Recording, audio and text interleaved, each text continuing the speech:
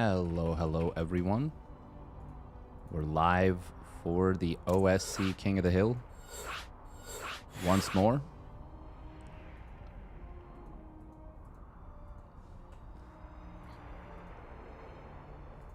Should be a good time.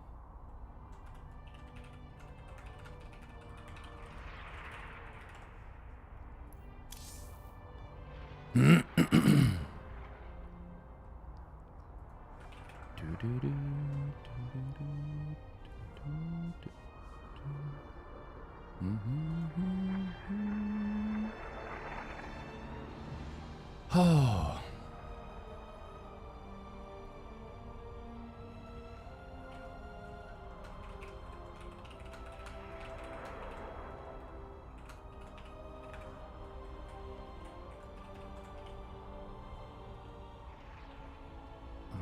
Okay, that goes here. There we go. Updates. Updates. Oh, I gotta do this too. Just one moment. We're gonna do that. Yeah. Also gonna do that and that. Yep. Okay, good. Good. Okay, we're going to be starting things off with no returning king. And the previous king has abdicated their throne, which means we are going to get Sebezdes versus Percival.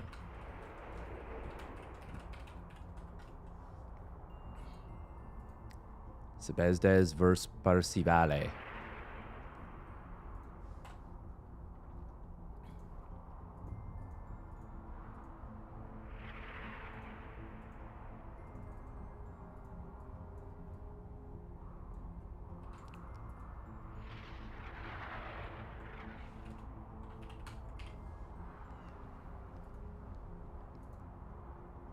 Looking forward to this one. Should be fun.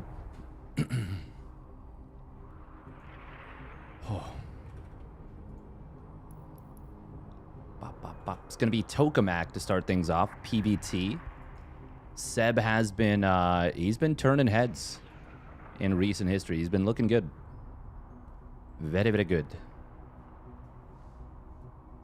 Oh. Welcome, Gary Arganis. People arrive. We'll win this best of one. Match one. Will it be Percival or Sebezdes? Hey, welcome, Squire CD.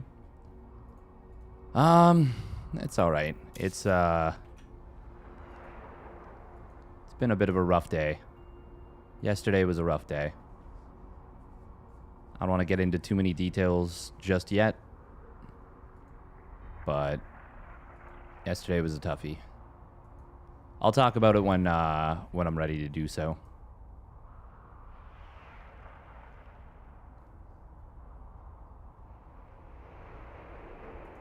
But yeah, for now we focus on the StarCraft.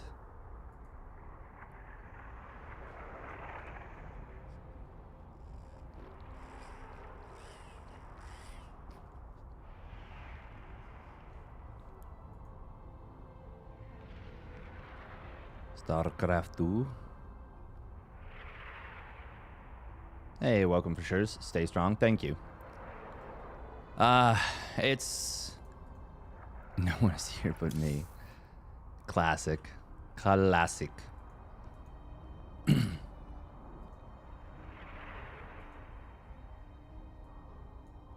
It's something where I would say... Yeah, I have no plans to quote unquote stay strong about it. It's something I just gotta deal with. Just gotta feel. The sentiment is a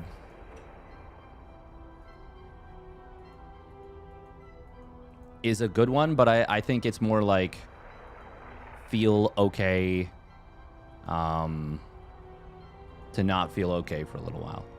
I haven't said what exactly happened, but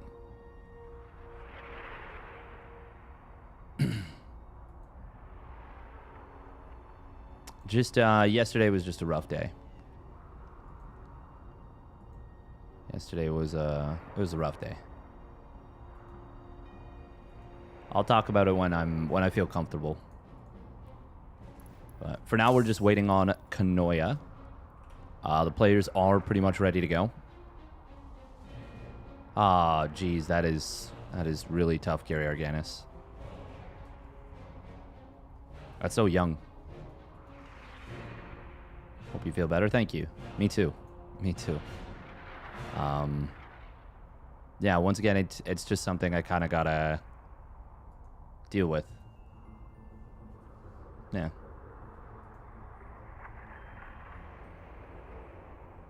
Sun will come out again tomorrow. Yeah, but you gotta give yourself space to grieve. I think that's the important aspect of loss.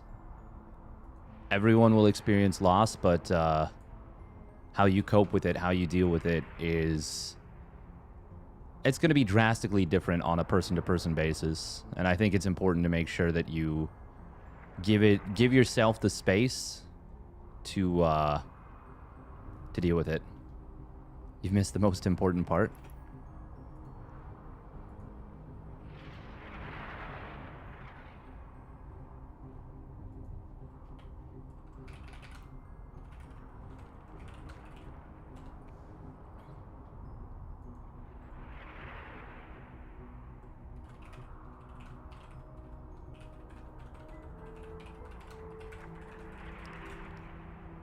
Hey, you think you got okay for the Prime resub at 30 months? You can actually watch the GSL VOD and cast it. Just ended. Yeah. Nah, you're not. No one is a wuss for crying over tough news. You know. Yeah, I think it's gonna be fun, Psychons.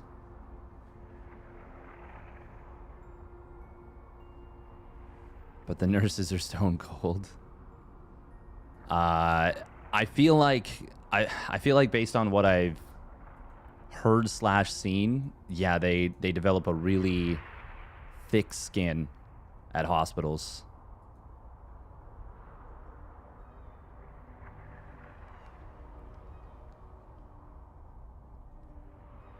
Is there a rule preventing you from watching and casting the GSL VOD? No, but I can actually, I can do one better and just get the replays. I can get the replays. I don't know if they use Battle Report. I don't think they did, actually. Which was surprising. How do nurses even survive those long hours with no pay? It's pretty rough, I think. It is pretty rough.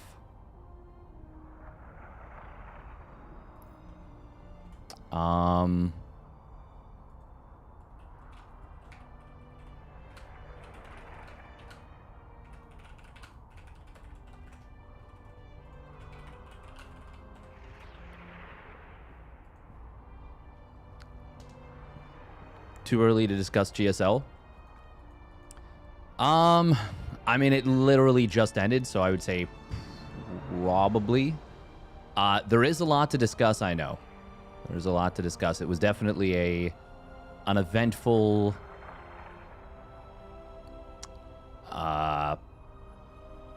set of games.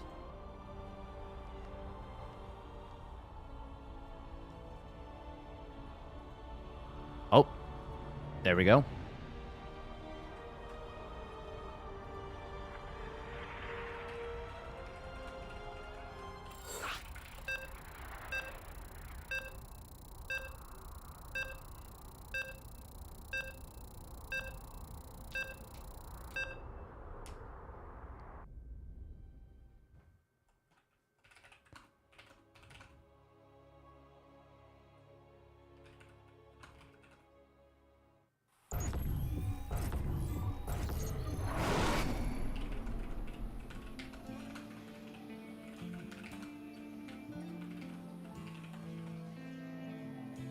All right, here we go. Both of these players are fresh, are new. Neither one of them are returning king from the last week. Last week, the returning king was Milky Cow. Nope, that's not true. Spirit. Max Pax came in, beat Geralt, beat Jumi. And then Spirit came in and actually beat Max Pax in a very impressive final match of the day. Spirit, though, was not available to claim his crown. Maybe he'll be back later in the day. We'll see. Regardless, we've got spawning down on the bottom left. For Team Roddy, it is Seb. The NA Fish. And his opponent spawning up the top right for Kirktown. Dave Testa's cheeky little team. It is Percival. Percy Valet. In the blue. Hey, welcome Lithanos MD. Multian, land returned.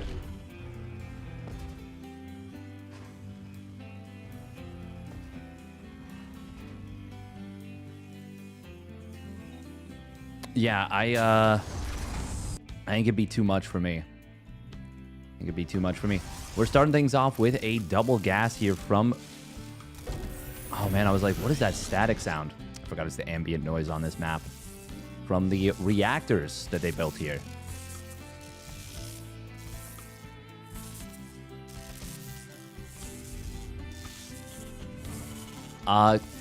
We are going to be seeing a double gas opener from Percival, and he is going to try and hide things a little bit here, putting the factory just out of range. One of the many things you need to learn as a fundamental part of SC2. Seb is known for cannon rushing, right? No, that's, I don't know if you're thinking of Gref, maybe? No, the probe would arrive even faster if this was cannon rush. Like... before you would normally build your second depot even. If you want a blind counter cannon rush as the Terran, you have to... Oh, no! Oh, the wall is not complete. And that will allow for a scout on the Twilight Council. Although, to be fair, he could have scouted it anyways this way. More than anything, you're just able to get in. Kind of defeats the purpose of this wall, actually. Which is a little bit awkward. It will be 2 Reaper Hellion. Now, we did see Seb initially put a probe on the right side.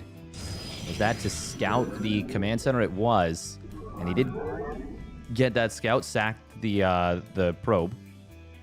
But it's important to know you're not being all in on one base.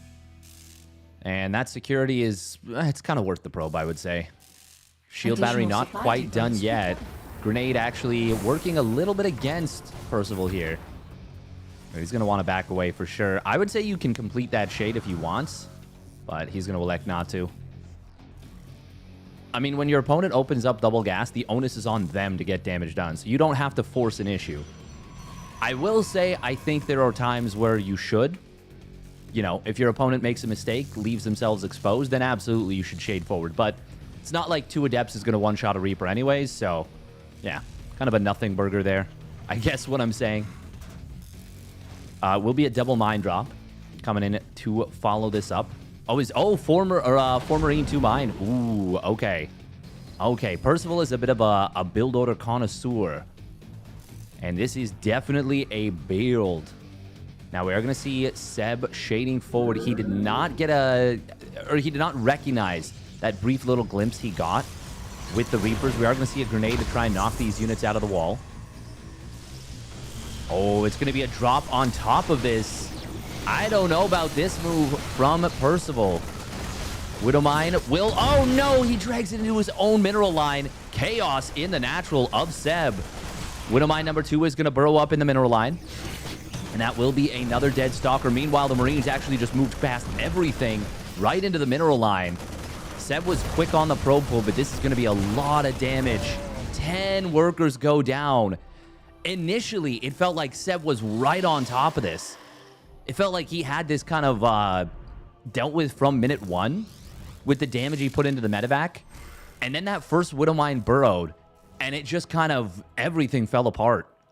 He ended up mine dragging into his own mineral line.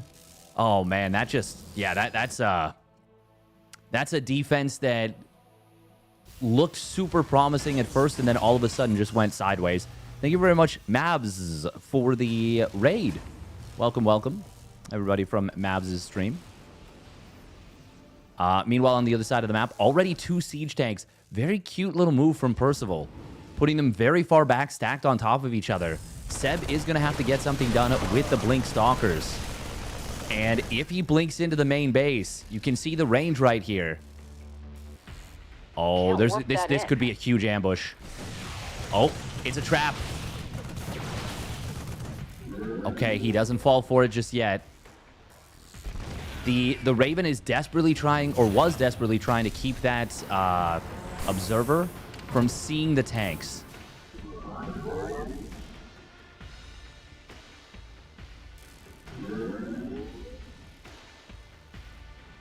Percival going to send this Raven across the map. Oh, he does have an SCV here at the 3rd. Oh, that's funny.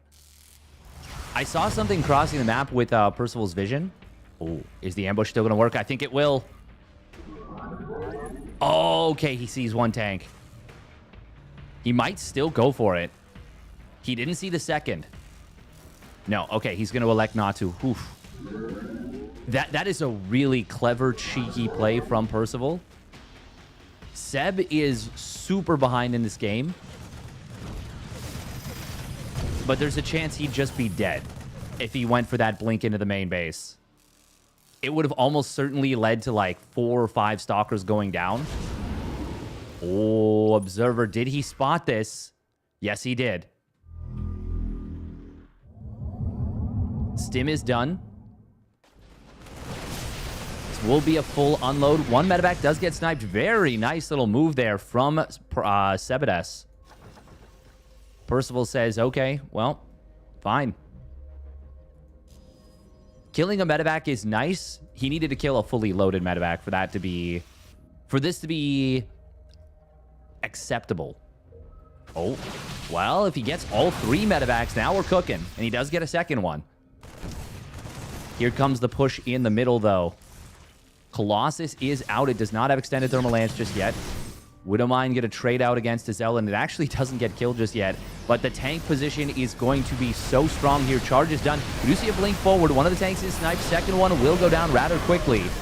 Guardian Shield is used. Energy recharge. Not going to be popped. But Seb will be. Percival, way too far ahead after that opening. Seb tried to kind of cut his way back into the game. Wasn't able to do so. And it will be Percival taking the first map of this King of the Hill. Nicely done by him. Oh, man, that is a start that I'm sure Seb would love to have back. I'm sure he would love to have that one back.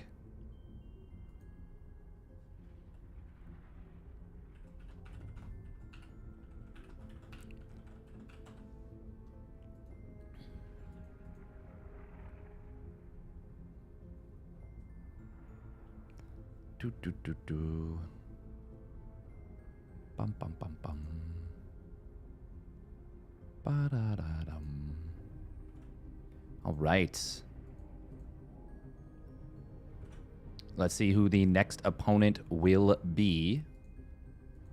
Percival with a nice little map win there.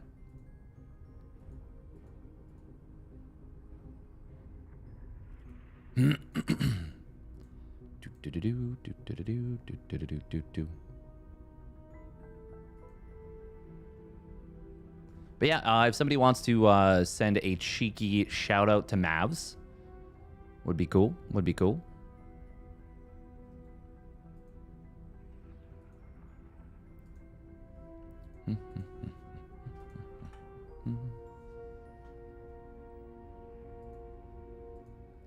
Do do do do. Oh. Wait, Team Liquid is... Wait, what? Oh, okay. It was down for just a moment for some reason. But it's back up. Hey, thank you, Lithnos MD. Oh.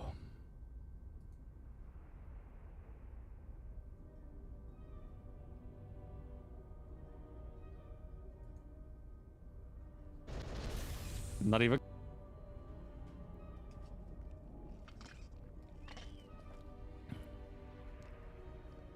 Ooh,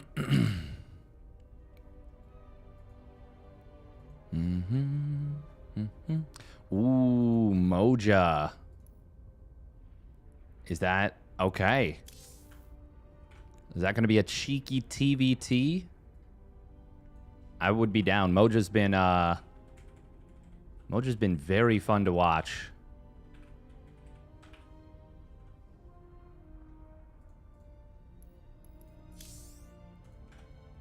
The man who bios. It's funny because both him and oh wow. I can literally picture his face. He's from Romania. Oh my god. The name. Why have I forgotten the name? What is his name? Cuckoo. Yes, Cuckoo. Thank you, Eddie SC2. Moja and Cuckoo have a lot of similarities to them, I would say, stylistically. But one of them is like a 400 APM Terran, and one of them is like 180, which is wild. But yeah, Cuckoo loves the mass bio, and so too does Moja. But Cuckoo was like, yeah, like a 350, 400 APM Terran, and Moja is a lot more efficient. Very, very neat, honestly. Very, very neat. I think it's going to be Moja, by the way.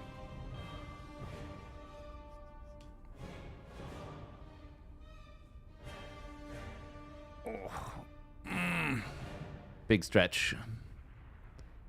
Big stretchu. You know who I had no idea was very young is actually Gigi Machine. Gigi Machine is like super, super young.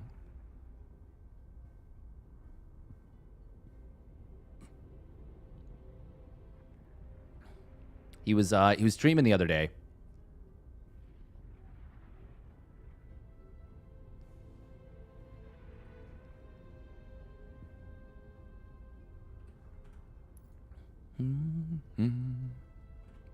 Wow, wow.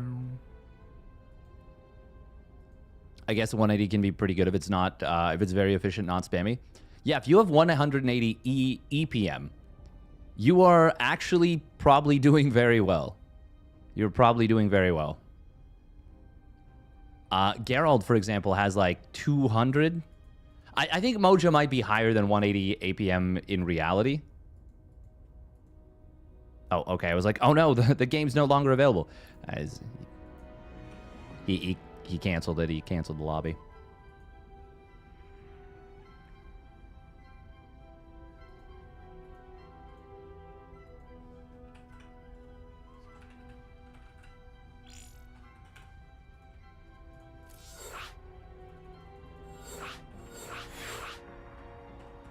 No, but I'm a big fan of Moja so far. Oh, did I? Oh, okay. I did make match 2. Nice. But yeah, Geralt. Geralt is an extremely efficient player. Und efficient. Very good player. Like, I want to say he's like, his APM is something like 90 to 95% efficient, which is kind of crazy. I am curious how it works for Zerg, because I don't think that it's... So let's say you have a repeat rate. Let's say you have a repeat rate situation, and you hold down a... To be fair, there is some, like, I guess, value in that. But if you hold down a button to make a bunch of Zerglings, let's say you hold it down and it counts as 50 actions in like 0.2 seconds or something, or 0.1 seconds even, but you only need 25 actions. But you're just, because you have the repeat rate dialed all the way up, it just brrr. Obviously, it's going to say that those 25 extra actions are inefficient, whereas if you switch off of it very quickly, like basically it's like beyond human reaction times, I would say. So I would be curious to see how that would work. I guess the best way to gauge it would be like, but even then I'm not actually sure how it calculates that. So I would be curious how you would find how you would even find like a true percentage of a Zerg's EAPM. Like, yeah, I guess non-spamming. I don't even know if that's programmed into it. But the function of the race is that there's going to be some, I guess, junk APM. I think screens per minute, if you control for the race mechanics, is a good measure. It's a reasonably good measure, but no, I'll talk about that in a minute. Spawning up at the top left, it is Moja, the German Terran. One of the... He kind of came out of nowhere at one of the Home Story Cups and just had a banger run. Almost beat Skillis. He was cooking. He was absolutely cooking. That was a really cool one to watch. I wanna bring up the results because it was really cool. Spawning down on the bottom right, winning the first map. Gonna see what he can do with this run. It is Percival for Kirktown. And I was talking about build order connoisseurs. We got an in-base 2 racks from Moja here. You missed this map. You could have left it in the map pool forever as far as you're concerned. I think it's a little bit strong turtle-wise. But it was a good map. It was definitely a good map. Okay, let me see. Moja. That was Home Story Cup 25, I believe.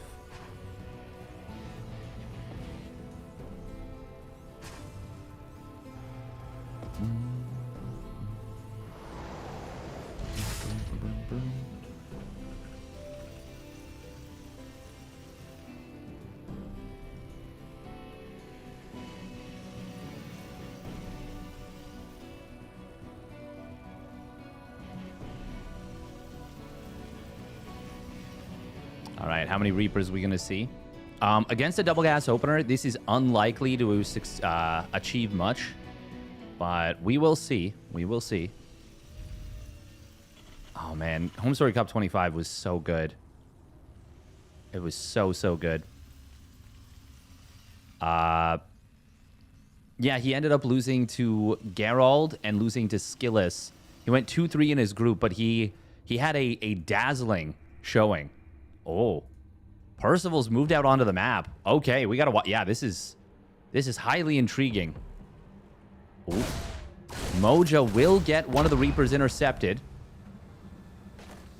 Percival, okay, he's just gonna sack these Reapers, and he's gonna hope for the best. How many SCVs does he get? He gets 1, and oh, kill. Yeah, okay. He gets a second one with the Hellion. There is a Cyclone about to pop out. He does escape with the Hellion. Oh, no. Don't. Not that way. Oh, wow. Okay. Oh. Command center will complete. That's a big deal. If this command center had been denied, that would have been a big problem for him.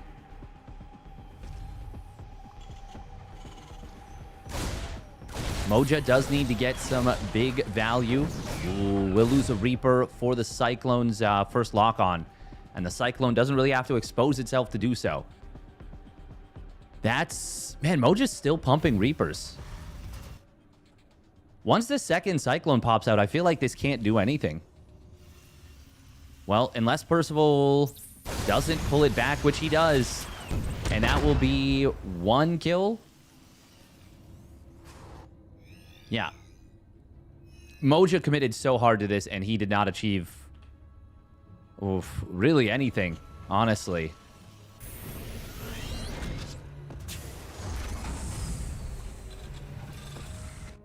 I mean, killing your opponent's Reapers is nice, but if it doesn't leave an opening for you, I mean, I feel like he's just now so far behind in this game. The double Cyclone drop on the other side of the map is going to get 2 more Reapers. Oh, man. Oh, and it's going to get 2 more after that. All right, yeah, I actually don't blame him for the GG right there. I think he was... I didn't want to say it, but he felt pretty dead right there. GG. Well done by Percivale. I think Mojo was really hoping to go up against a 1-Rax expand or a proxy 2-Rax and get a cheeky little blind counter. But unfortunately for him, it did not work out. Or he was hoping like his opponent, like maybe he catches those Reapers middle of the map. And then he can go in there. He can counterattack before the first Cyclone is out. Yeah, either way, it obviously just didn't work out for him. Hey, welcome, CJ. It wasn't just the edge bases. I mean, just defending on that map in general was really, really strong on Oceanborn. But the edge bases were very abusable for range liberators. I think Terran was just a little bit too strong on Oceanborn. Which is not bad. I think in this map pool, particularly, it wouldn't be that big of a deal. Although I'm not sure. I do think... What is that one map that has the watchtower in the middle? I think is a really good Terran map.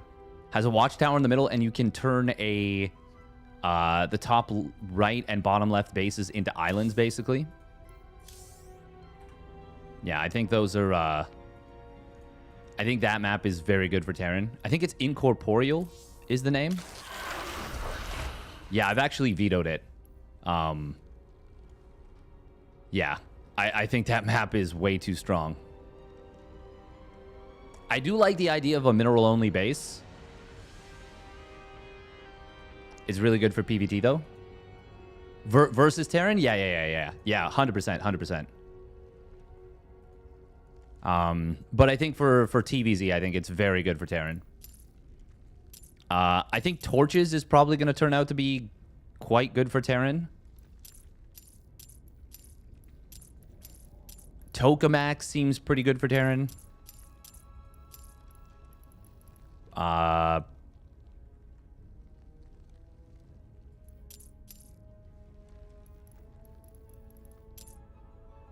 Actually, I think they're all going to turn out to be pretty decent. Torches is unplayable versus Terran for Protoss or for Zerg, you think? Both? True.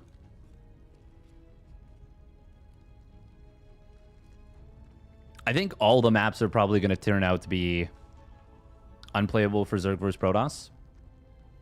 Interesting. What makes you say that?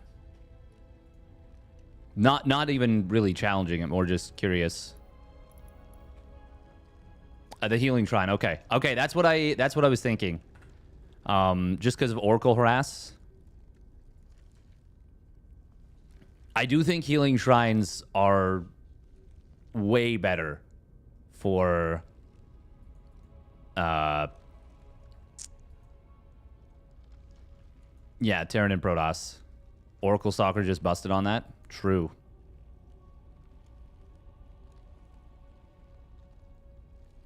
Yeah, Healing Shrines are definitely... They definitely work against Zerg pretty hard.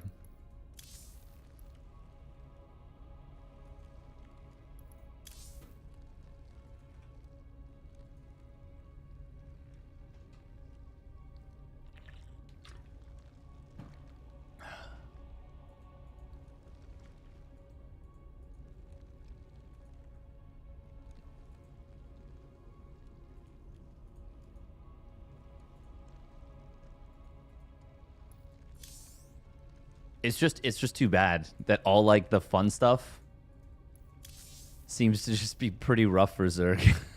Like that's just the nature of it. Yeah. It's kind of sucky.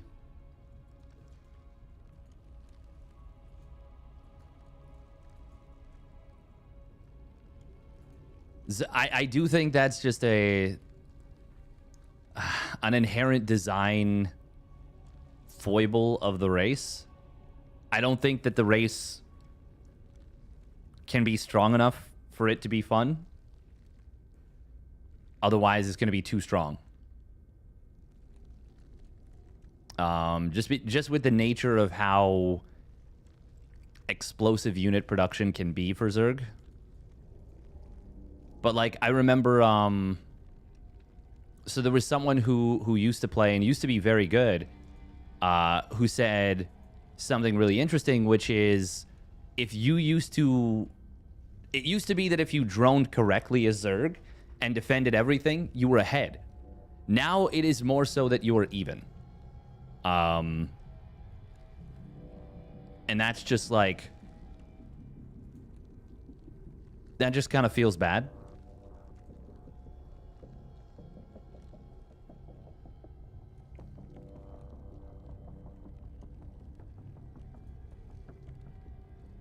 Like, now at the same time, if it stayed the way that it was, then it would be really tough. Ooh, Percival versus Cham. Let's go. Redesign Zerg from scratch, not Protoss. I honestly think that both. I think both. Legit. I wouldn't say necessarily redesign Zerg from scratch, but I would say creep. Honestly, I have a lot of issues with StarCraft 2's design from the get-go. Let's just redesign StarCraft. I know you're memeing, but like, there's a lot that could be changed and a lot that probably should have been. I mean, creep being a must-have is a problem, IMO. SC3 confirmed. If only. Honestly, I think so many of the game's flaws stem from Marines being as strong as they are, and therefore necessitating the counter to Marines to be as powerful as they are. All right, here we go. Spawning up in the top left. It is Kirktown's Percival. Up at 2 map wins now on the day. Looking to keep the streak going. And his opponent spawning down on the bottom left. It is Cham. It's not Execration. I always forget what this is short for. It's a South American clan. Cham is he's one of those players that he does things just a little bit differently than most of his, I guess, contemporaries, you would say. But he makes it work. So, for example, just for example, he will go hatch pool gas. It's not that much of a difference, but he puts the 25 minerals from the gas into the pool timing, and that makes it just a little bit harder to proxy 2 racks, proxy 3 racks in. Does it make much of a difference? Not a massive one, but it's not zero. It's a non-zero difference.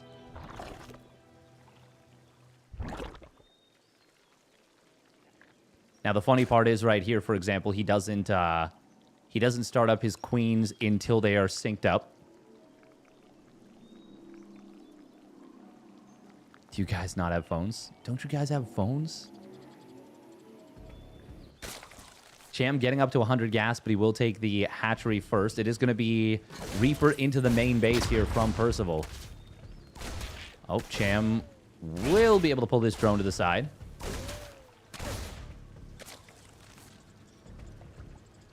Okay, this is played on West server. Double inject coming in from Cham. No link speed starting up just yet. It will be a fast 3rd CC, no surprise. Although on Persephone with the healing shrine, if you play Reaper Hellion, let's say it's a gas first fast reactor into very fast reactor Hellions, you can certainly establish yourself on the map really powerfully. Really, really powerfully. And you start harassing with the Reaper Hellion on the queens right away. And then every time they get low, you just pull back to a healing shrine. Ooh. Grenade for Percival trying to knock this queen askew. But not really much to be done. Oh, that was very close. 1 HP on the Reaper. Trying to jump in there. This is a very late link speed, by the way. Like, what is that going to finish at? Like 410, 415? That's really, really delayed here from Jam. We'll pop out a couple extra links. He did put the Overlord rather far back. That's another thing Jam tends to do, is he tends to look around quite a bit with his second Overlord. Sometimes he won't even send the first Overlord across the map. Will be Hellion Banshee. We'll see in a moment if it is going to be Cloak or if it's going to be Cloakless in Seattle. Oh, there we go. There's the Cloak starting up right at 100 gas. You can do some... Oliveira showed us the way of the Empowered 8 racks where you skip Banshee Cloak and if you hit every... Oh, there we go. There's that Healing Shrine coming into play. If you hit every timing, it can be incredibly powerful. Now, I will say, if you go for that Quick Reactor Hellion and your opponent identifies it, they get the 330 link speed timing. Oh my god, this queen getting very low on HP. This is exactly what you want to avoid right now as the Zerg. He does shuffle out these queens. Very cute. Oh, Hellion's going to look for an opening. There's just the tiniest little bit of non-creep between this position. But it will fill in as these last two tumors on the right side complete. There we go, yeah. Creep is now going to link up in earnest. Layer at the third is kind of funny. There are those Hellions back up to full HP, courtesy of the Healing Shrine.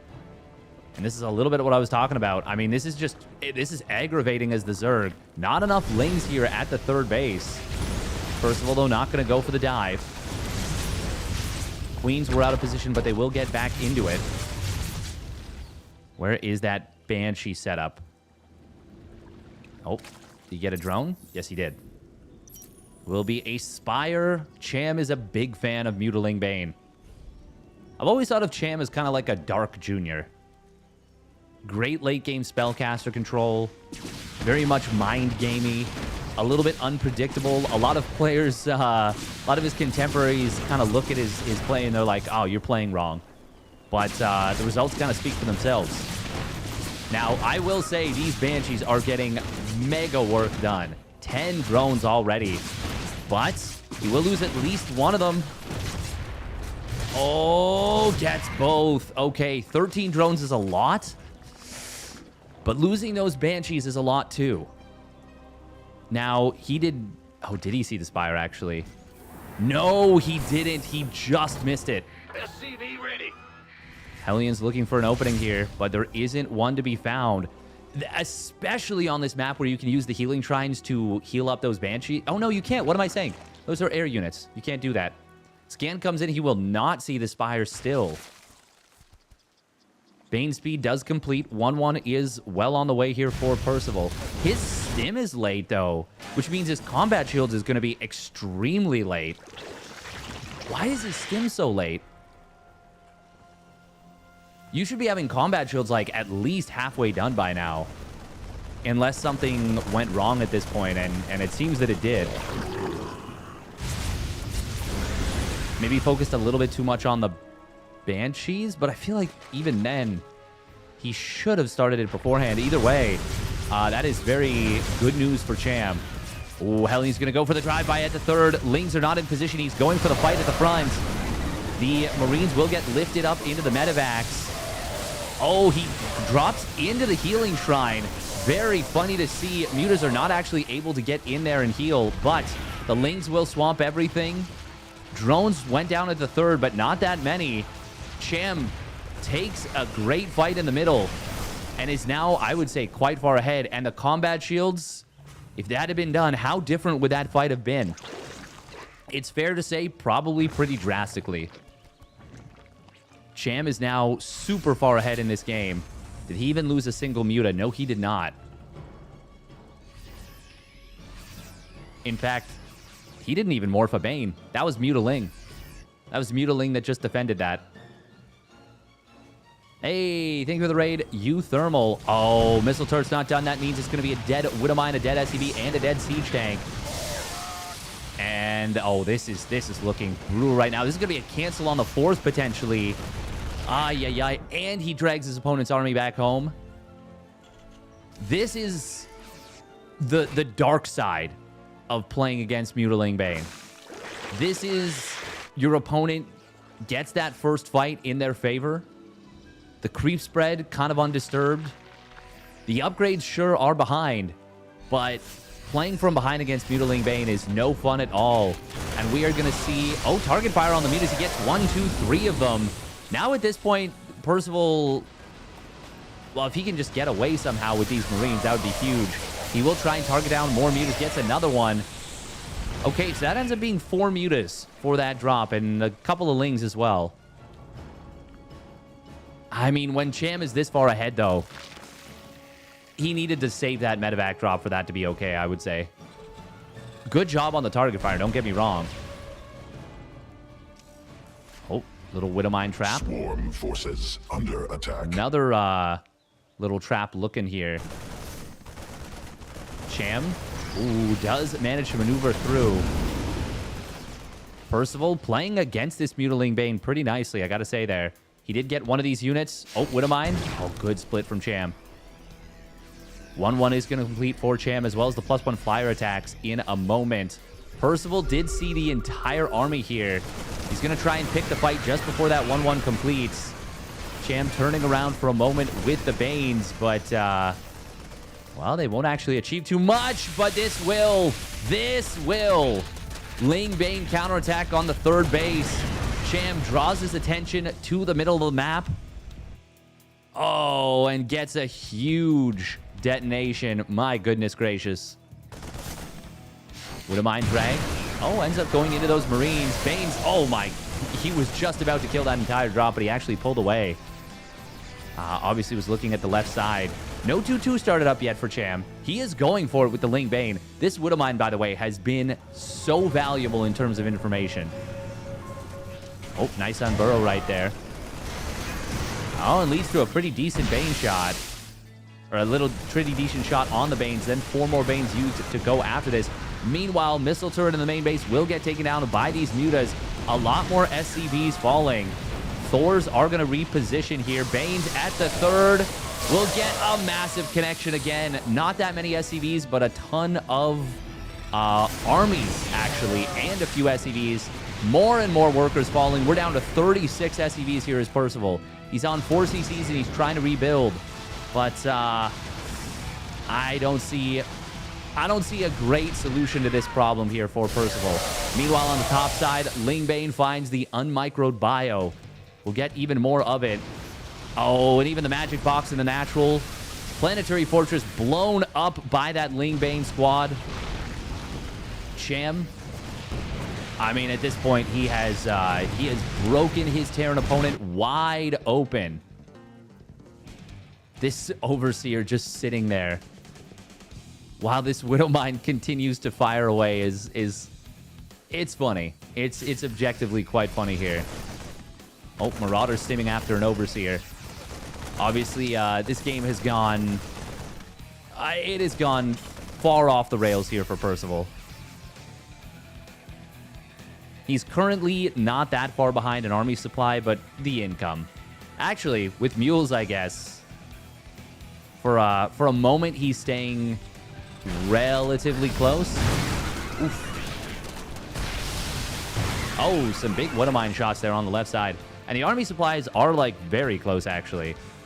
All things considered, but that won't last for much longer. The biggest advantage right now for Cham is the gas mining, which Mutilating Bane is a gas sucker of a composition. It's the Ford F-150 of compositions. And it's about as reliable, too.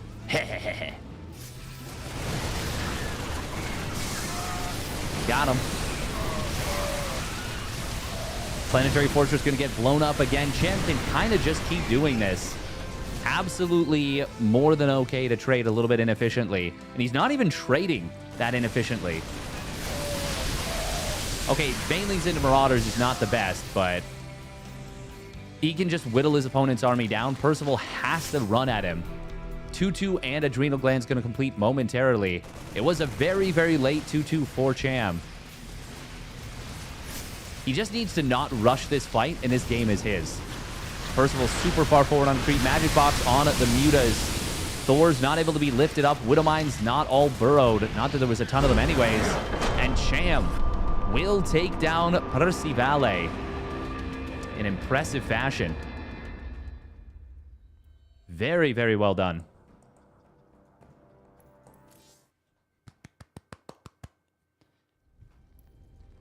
I mean, Percival having the late stim, even as he got a bunch of drones in the main base and slowed his opponent's economy down. I mean, that's big sad is what it is. Nice run for Percy. Not bad. Not bad. Cham, though, great game from him.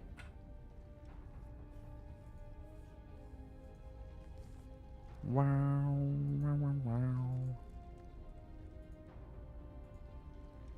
What did I just close?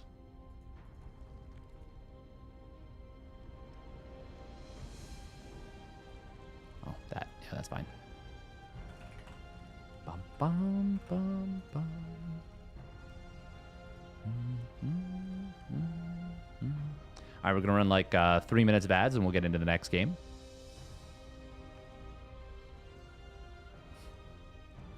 Once again, a huge thank you to Uthermal for the raid, Reno. That was the tiebreaker match for the 2v2, no?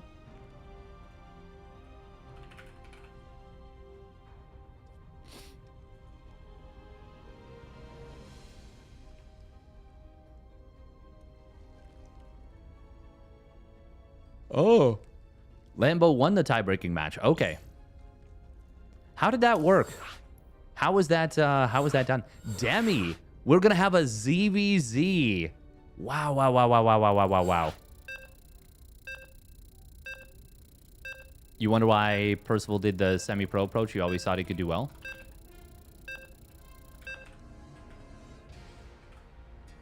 Yeah, I'm curious about that too. I think he's playing a lot more now. He's playing a lot more now. I don't know how serious he is. But he's playing quite a bit. And I would guess he's very serious, to be honest. All right, ZVZ, very uncommon these days. That's like not even me trying to balance wine or anything. It's just we don't see it that often at the pro level anymore. It happens. It's just much more common to see PvP.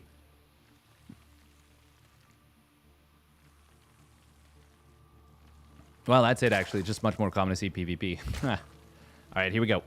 Spawning down on the bottom left, it is Demi. Is he still a part of Match Reno? Apparently. And his opponent spawning up at the top right, it is Cham. With the Extractor Trick 15 OV.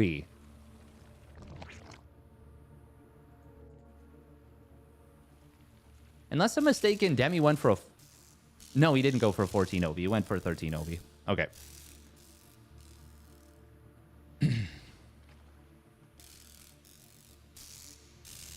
Yeah, that's very true, Gary Arganis. It's rarer than winning the lottery these days.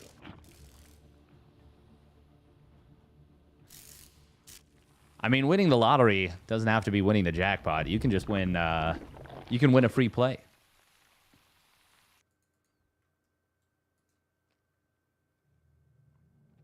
But it is not the most common matchup these days, it's fair to say. And I think it's going to become even less common, actually, at the top level with Dark now going to the military. One of the great Zergs. I would say he qualifies as one of the greatest Zergs of all time. I don't think you can name 3 Zergs that are greater.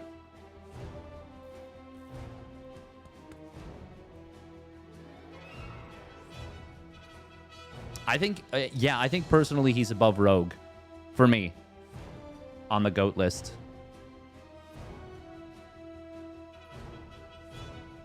I've seen too many games of Darks where he has turned impossible situations into victories.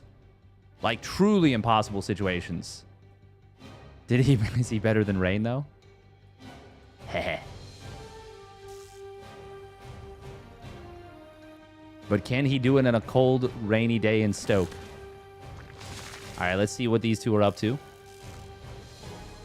We've got a 2-ling standard opener from Demi. Cham building 4 lings at once a little bit later.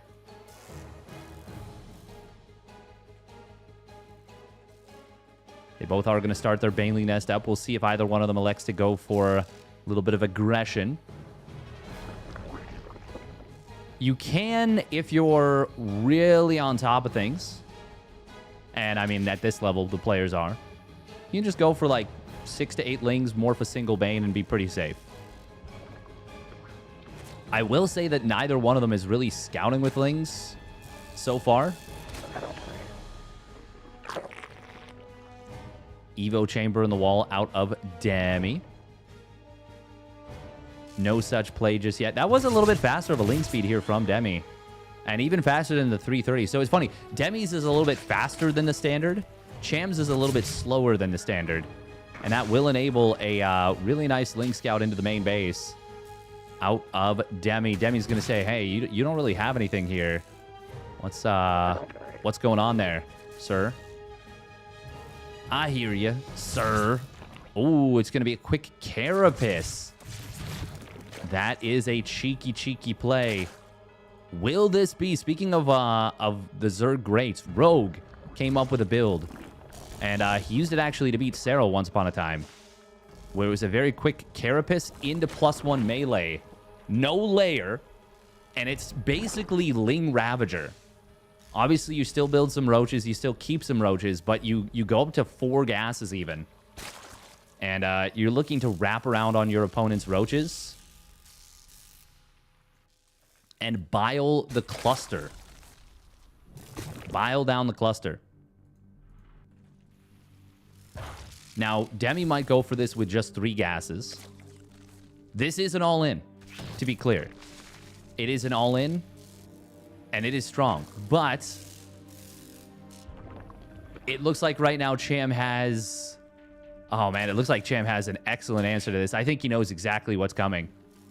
Because he has built his own roaches very early on. No layer from him. +1 missile, which will be soft countered by the Carapace. But it is still a better upgrade in Roach versus Roach. And since he didn't commit to a super fast +1 Carapace... Oh, that's a great scout. Okay. He did just start a couple drones and a layer. Is he misreading this? He might not realize actually how committed this really is. And it is going to be very, very committed. Lings fighting Lings on the bottom side before the Carapace completes, which means that the slightly larger numbers of Cham will win out.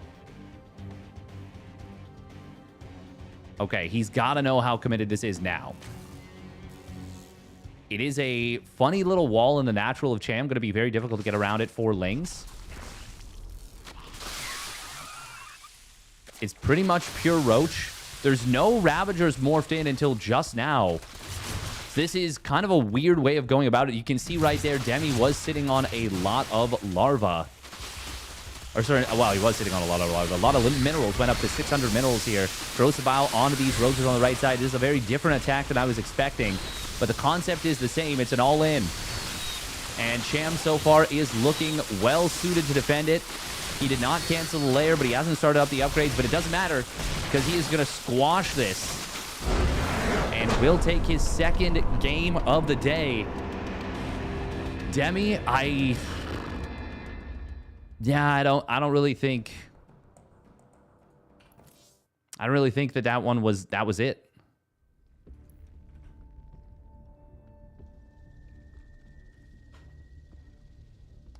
Agree, top 3 Zerg likely include Dark Rogue, Serral, Raynor. Did I miss anyone?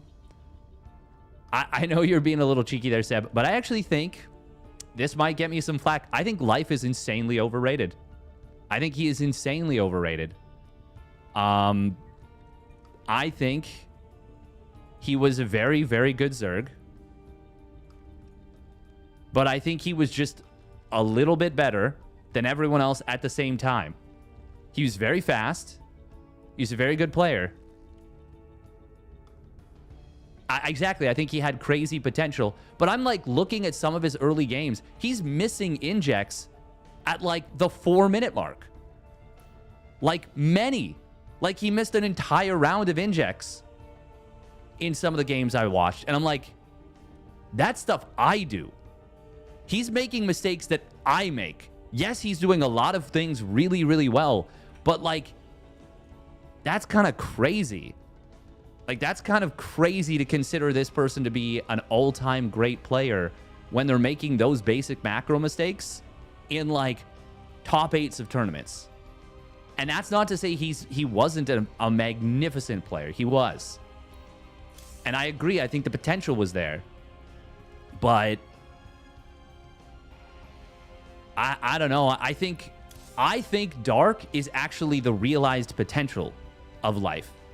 I think Dark is what Life would have become if he had not crashed out and the match fixing stuff had not happened, you know?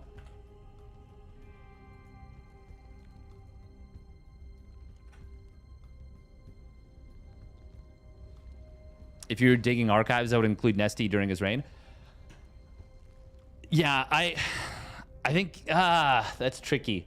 I don't know if I say Nesty or Life has a bigger claim to actually being on the GOAT list. I know. Okay, so it all depends on like what you consider to be. I would put Stefano above both, honestly.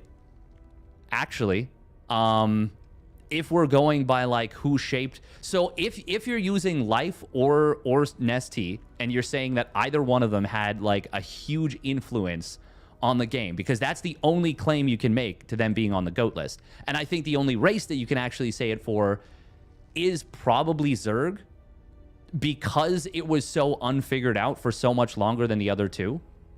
And just the way that the macro mechanics work and everything like that.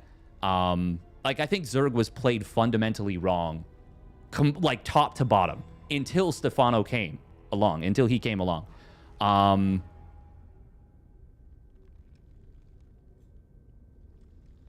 Whereas I think that like Nesty showed us some things that worked. Stefano never really had that level of success. I disagree. Stefano had a crazy level of success.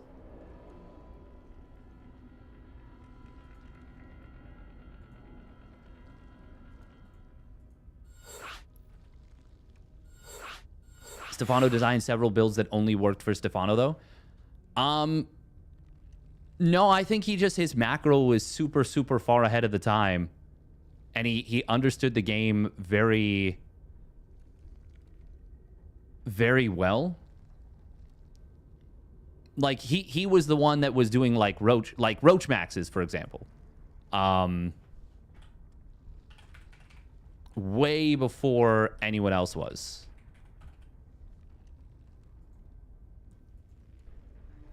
It's just, yeah, it's weird to me to put, like, real Steadfast. It is the real Steadfast, Tuxel of Wood. Yeah, no, I think it's kind of weird to talk about, like, Life and Nesty and leave out somebody like Stefano.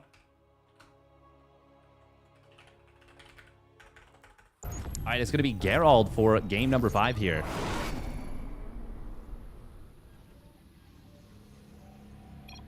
I think Stefano was in contention for best player at the time. In like 2012. I would say so.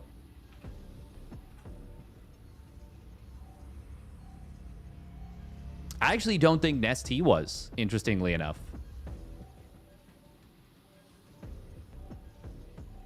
Oh, I don't think either of them are greatest of all time. I don't even know if I would put... I was going to say, I don't even think I would put any of them on top 10, realistically. All right, here we go. Spawning up at the top right, it is Streamer Zone's Geralt. In the red. And his opponent spawning down on the bottom left, it is Cham. With 2 map wins on the day in the blue. A little bit of an interview. Too bad that Cham's not going to Dallas. That would have been cool, but makes sense. You did a top 10 list 2 days ago with Fiant. That's funny. Might put an ST as like 6th for Zerg. Yeah, I'm not sure. The thing is, Zerg was obviously overpowered at the time, but it wasn't really until Queens came along and got buffed for their ground range that you were able to get to what made Zerg busted, which was obviously Broodlord Infestor. And it's... in terms of actual power, I don't think it was necessarily the strongest comp at the time. It was the simplicity of playing it. It was so easy to play Broodlord Infestor. Like, ludicrously easy.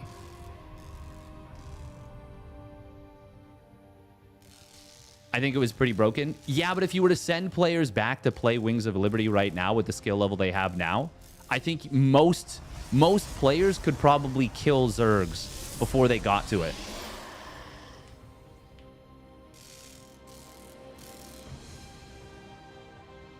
Mothership Vortex, for example, was actually potentially more broken. Same thing with Rapid Fire Snipe, same thing with Ravens. Like, Seeker Missile was incredibly strong. Very interesting, by the way, Stalker first out of Geralt. But Cham pulled back very quickly. Had the read. I think you're forgetting how good Ling Infestor was. Ling Infestor was incredibly powerful. Yes, that is very true. Very, very true. But there was also stuff like warping in pylons. Like fast warp pylons were default. But at the same time, there's also stuff like you needed to research siege tanks. You need to research siege mode, I should say. Like, that wasn't changed until Heart of the Swarm, I think, right?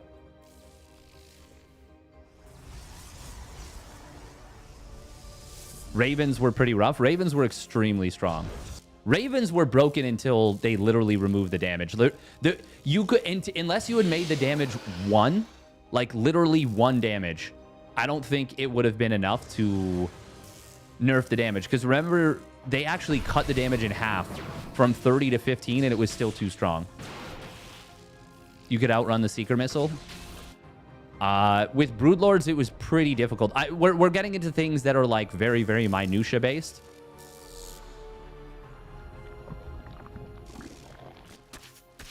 Ooh, Ling's gonna find this Stalker.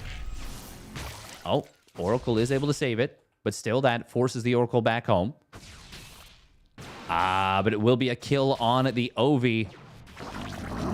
Very interesting and fun little dynamic here. Very fast third Nexus, by the way. This is a turbo fast third Nexus out of Geralt. My God, the greed. The greed out of Geralt. What is the timing on this finishing? 4:35? Not even. 4:32? Sheesh, that's fast. That is like the fastest third Nexus that I've seen in a real game before, I think. Oh, and that's a kill on the Spore. Oy, oy, oy. Early game. Early game victories here. Now, I will say Cham is not building a lot of units defensively, which is good because he really can't against something like this. You need to get some insane greed of your own as the Zerg for this to be okay. That's kind of nice damage on the one Oracle.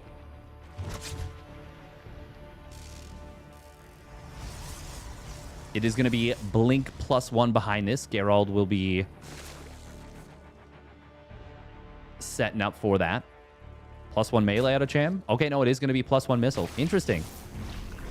And it's going to be Hydras. All right. Ooh, 4 Adepts going to shade forward here. Cham will move in with the Stalkers. I believe Warpins were... Okay, well, they're being used now at the 3rd. Nice wall behind this out of Geralt, but Cham is going to be able to blast down the Stalker and will move forward behind this. Adept's going to shade forward into the 3rd mineral line. Cham needs to pull those drones. He will do so. Geralt's going to start targeting the drones from the surround. Man, you can shade behind the minerals. 4 drones go down. Actually, not the worst thing in the world here for Cham, as he does clean up those Adepts. Oracle completely out of juice here. Very chaotic mid-game. Like, super chaotic. It will be a Templar Archives coming in behind this. Cham does fire up the Hydras here. Went for the Groove Spines first at range. That is, of course, the shorter upgrade. So you gain the value a little bit faster, but of course the Hydra speed, I think, is better. Regardless, he's going to want both, and that's why he's got the speed queued up. A lot of Overlords in production there for Cham. He did get a little bit supply blocked, but he is going up to a 5th hatch. Regardless, I believe this is going to be a very committed attack out of Cham.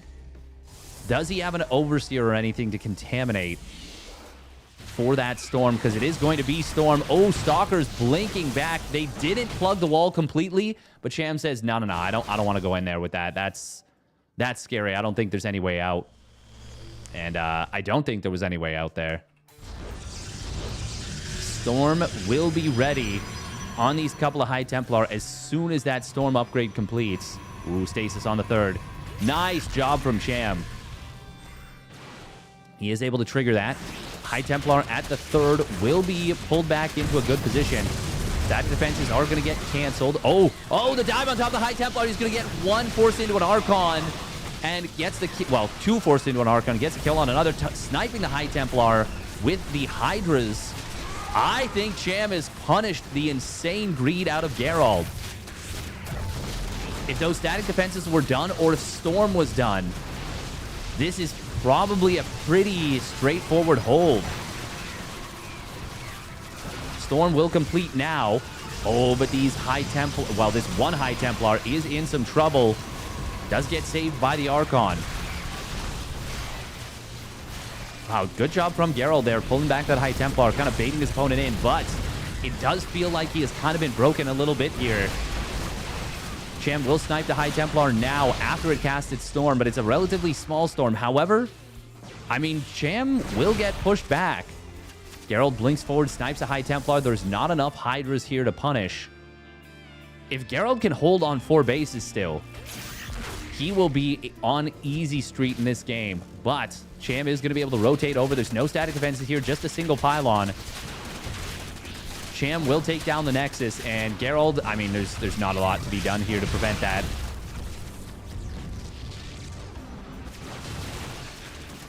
Storm was, or rather, Energy Recharge was just warped in, was used. +2 weapons will complete on the Stalkers. 2 more High Templar available. Well, 2 more, I say. 1 more available. 2 Storms. Decent Storm to start off. Second one is pretty good as well. We do see the Archon morph coming through. But Lings and Hydras in the natural. Cham has broken through here with the Hydra Ling timing. And Geralt, there's just nothing he can do. Cybercore goes down. That means no more Stalkers on the Warpin. Geralt needed to recognize this a little bit earlier on. Or maybe just needed faster Storm. It was already a fast Storm. Cham going to barrel his way up the main ramp. Geralt will intercept a couple of reinforcements, but I mean, if... Well, it's not if. The main base is going to die. Storm is used off the Energy Recharge Templar, but it does go on cooldown for about a second. 1.4 seconds or so. Cham able to snipe the Templar in that meantime, and will take game number 5. His 3rd game of the day. Cham cooking. Well done, well done.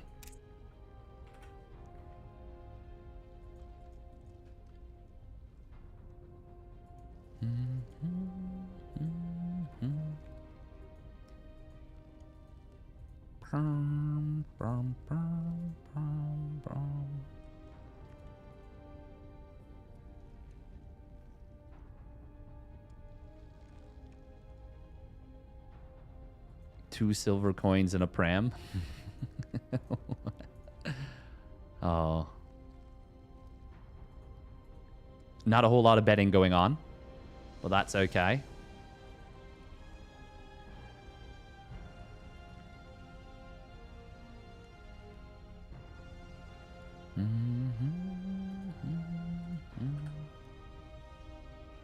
Jam having himself a great day so far. Is he cooking enchiladas? It's a great question. Couldn't tell ya. But whatever he's cooking, it's looking good. Oh.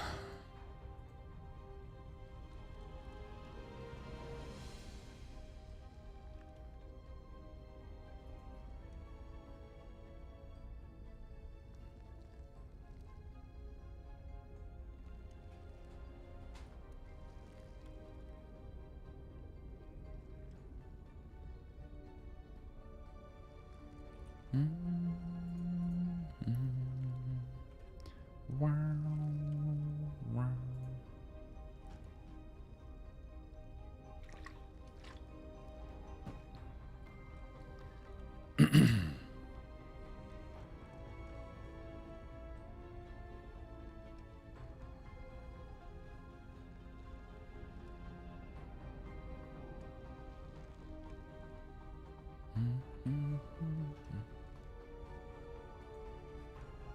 I wonder who Fiant and Seb put on their GOAT list. I'm curious. I assume it was the top 10. Oh, is that going to be Byun coming in next? Yo.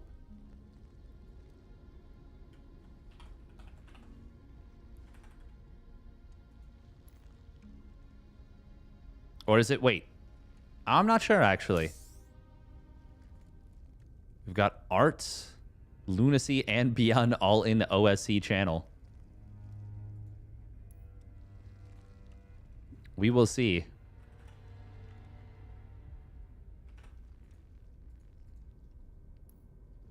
Oh, okay, it's going to be Lunacy. Okay, okay. It was just funny because they, like, all started a...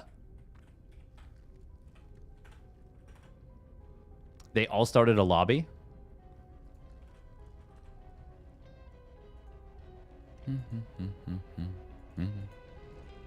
All right, so it is going to be the Korean Protoss Lunacy.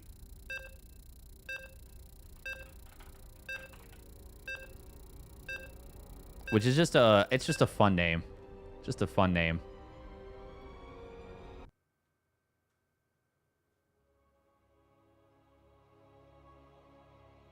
Lunacy's been pretty decent.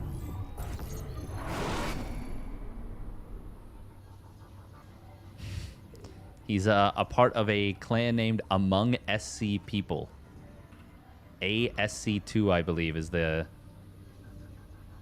shorthand for that. Sleeper Biel. Oh. Oh.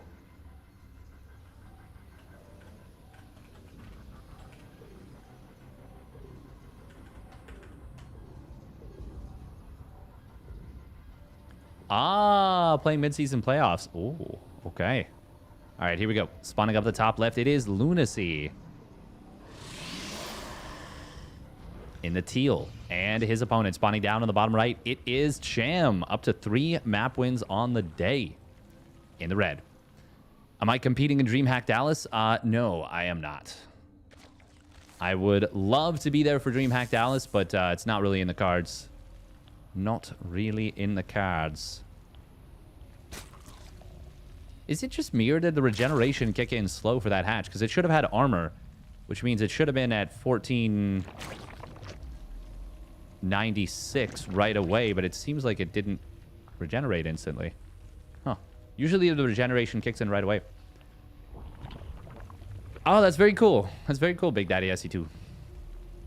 I think there's going to be a lot of people in your shoes, because it's a 128 player bracket. which means that there's like room for a lot of players. And to be honest, I don't know what the prize breakdown is the thing too.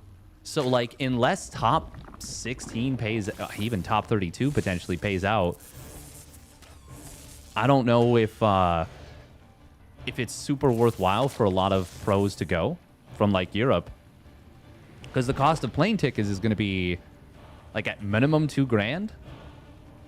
There's no paid trips. Yeah, I don't know.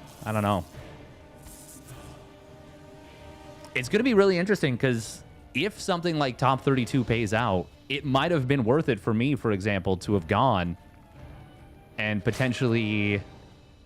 Well, for some players, teams will cover it. So, like, Showtime, for example, I'm sure his team is covering it. I'm sure Sentinels is covering it right now. Is it? Wait, yeah, Showtime, right?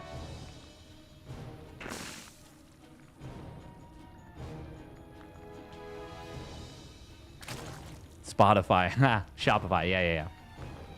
Yeah, Shopify, I'm sure, is covering it for Lambo, Beyond, Scarlet. The other one. I don't know. I think he might be a YouTuber or something. His name's... I think he's a Dutch guy from the Netherlands, Kevin. Not Rotterdam, the other one. I think he was in the military or something. People keep calling him the captain. We are seeing a very fast fleet beacon, by the way. Before even getting the 3rd and 4th gas. Wow. His name is Hamster? Oh, okay. This is such a fast fleet. Is this like a 2-gas? Well, no. What even is this? Is he rushing a... No, he's not. He's going to get an Oracle. What am I looking at? Okay, well... Queen birth successful. Is this... What even... This has to be a Tempest, right? No? Literally, what am I looking at? Okay, it is a Tempest. He's supply block, though. Oh, man, this build is... This build is the most undercooked I've ever seen. Ay. Twilight Council behind this. I don't know what to make of this right now. Adept Mothership? Maybe? Is Mothership all in? I thought it was. I was wondering if it was going to be fake or like no gases at the natural and it was just going to be a charge lot all in with like a fake Mothership. I don't even know. Ay. Okay, it is actually going to be Adept. Oh my god. The read from Twitch chat. Void Ray behind it. Are you kidding me? Cham just keeps scouting and he's like, you don't have anti-air. Why would I not just keep seeing what you're doing? And Lunacy's like, well, you're right. I don't have anti-air. I probably need some anti-air. Now, this is going to be really awkward because we're at the point where if Cham builds like 10 mutas or even 5 mutas, I think he just auto wins the game. Like...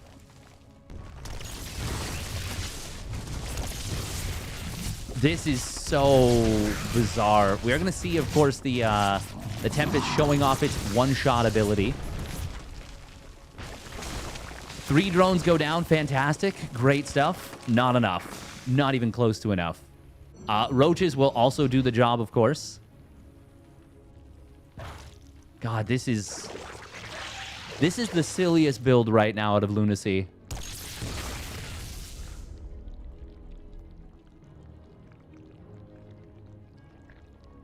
And there it is, the Templar Archives coming in behind this. How many Adepts do we have right now? 13 Adepts. So this is... I can't. Oh, man. This is Democracy Manifest. This is Democracy Manifest. Couple drones going to get picked off. Adepts will show up into the natural. How many drones fall? It is going to be a good number. Cham does have Roach speed.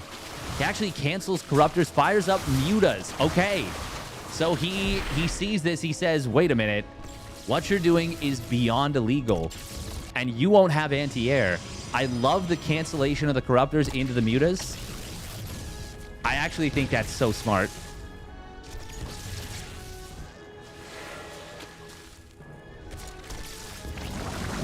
The Mutas will deal with the Tempest. Can he recall out? The one Muta did engage a little early, but nope, he is not going to go for it. Oh, and he recalls super, super late.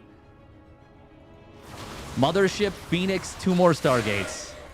God. Protoss is certainly one of the races of the game of StarCraft 2, isn't it? Adept's going to shade forward. The Roaches did abandon this.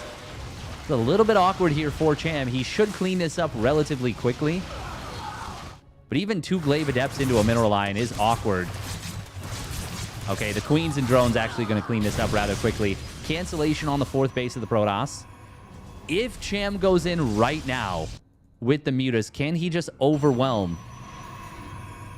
I mean, does he even need the Mutas beyond killing off, like, a Void Ray?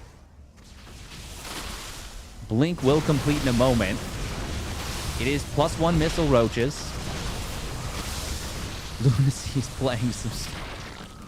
Oh, man. I cannot tell you how hard I would be raging if I ran into this on the ladder.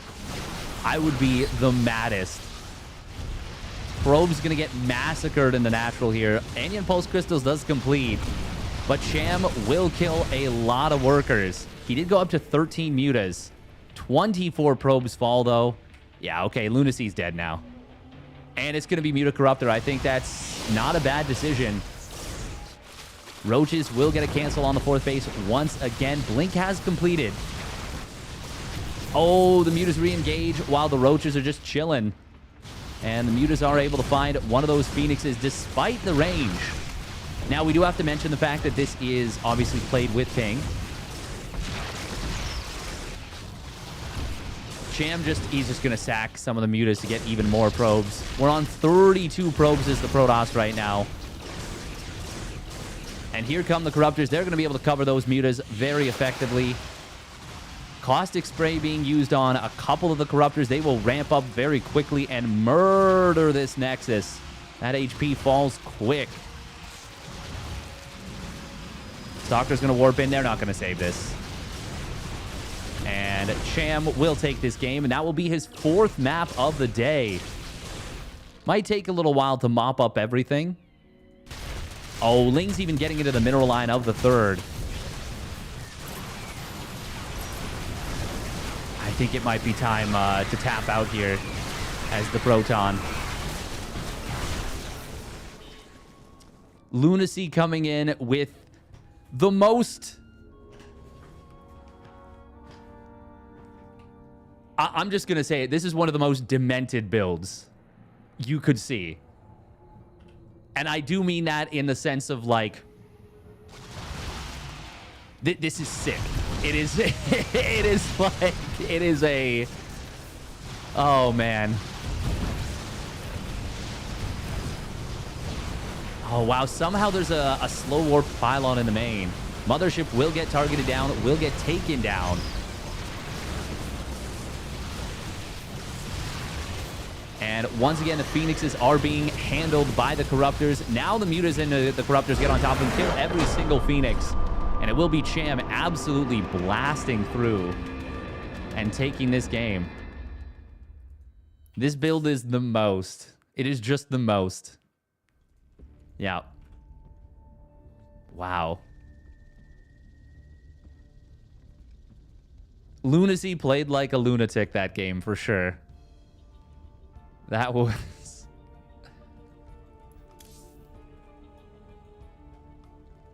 That was a disturbed game of StarCraft 2. Good job from Cham, though. It would have been very easy to just not scout that. Lunacy gets that Tempest. So, okay. There is a world where that works, and it works very well. And it is a world where Cham does not scout, rescout, and rescout again.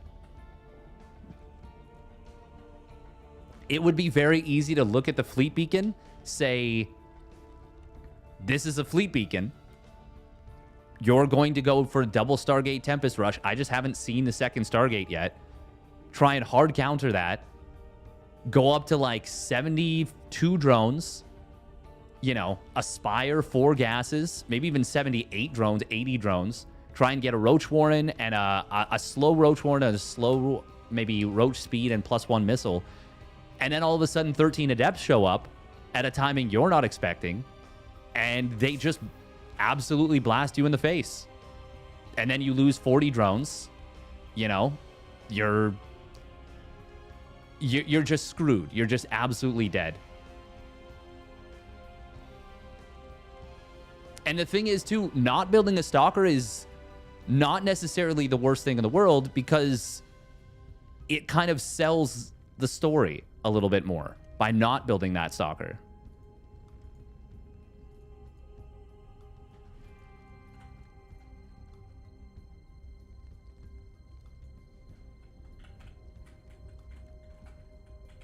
But Cham did not fall for it. He didn't say, well, you're hiding a Stalker.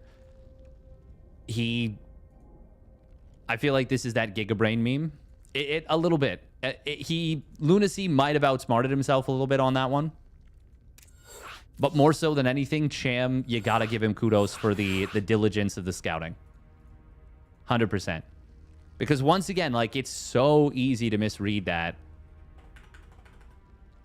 All right, we're going to be seeing another ZVZ coming through. 2 ZVZs in one day. What is this? It is Twilight Zone. Oh.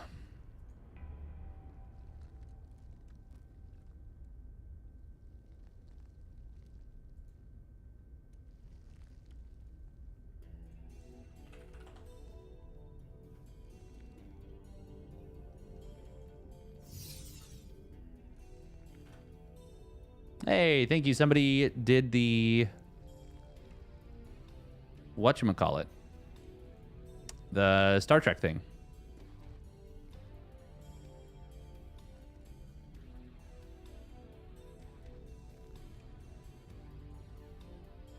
The Daily Double.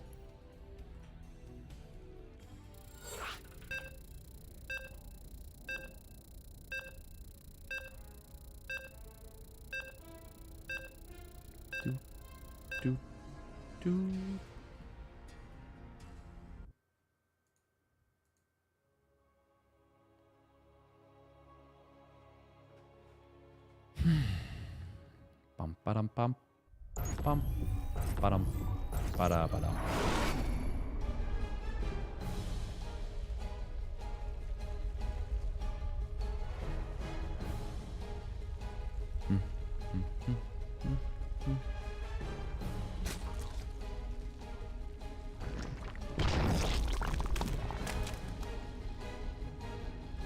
Cham up to 4 map wins on the day. Impressive. Impressive. All right, here we go. The Challenger. Spawning up at the top left, it is Mixu. Melem. In the blue. And his opponent spawning down on the bottom right, it is Cham. In the red. Who gets their hatch down quicker? Oh, it's Mixu. No, it wasn't. He built it quicker, but he didn't have the drone in position. Ooh.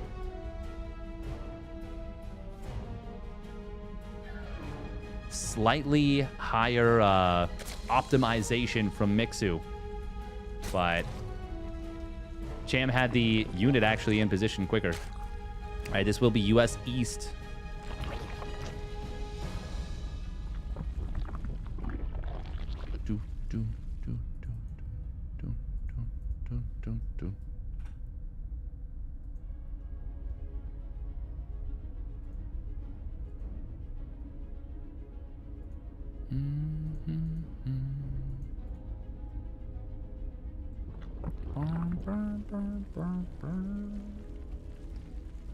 All right, ZVZ.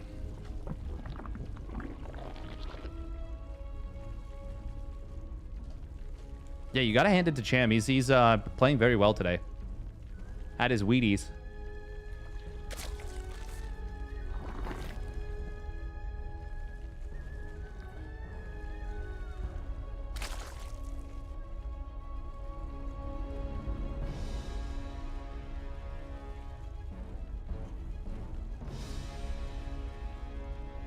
Interesting. Does Cham not take a drone off gas? No, he doesn't. Okay. Oh, Mixu actually put one back on almost immediately after taking it off. Very interesting. Hang on. Is this part of the... Well, I mean, Cham actually... Newly birthed Oh, he did scout in far enough to ready. see the mineral line.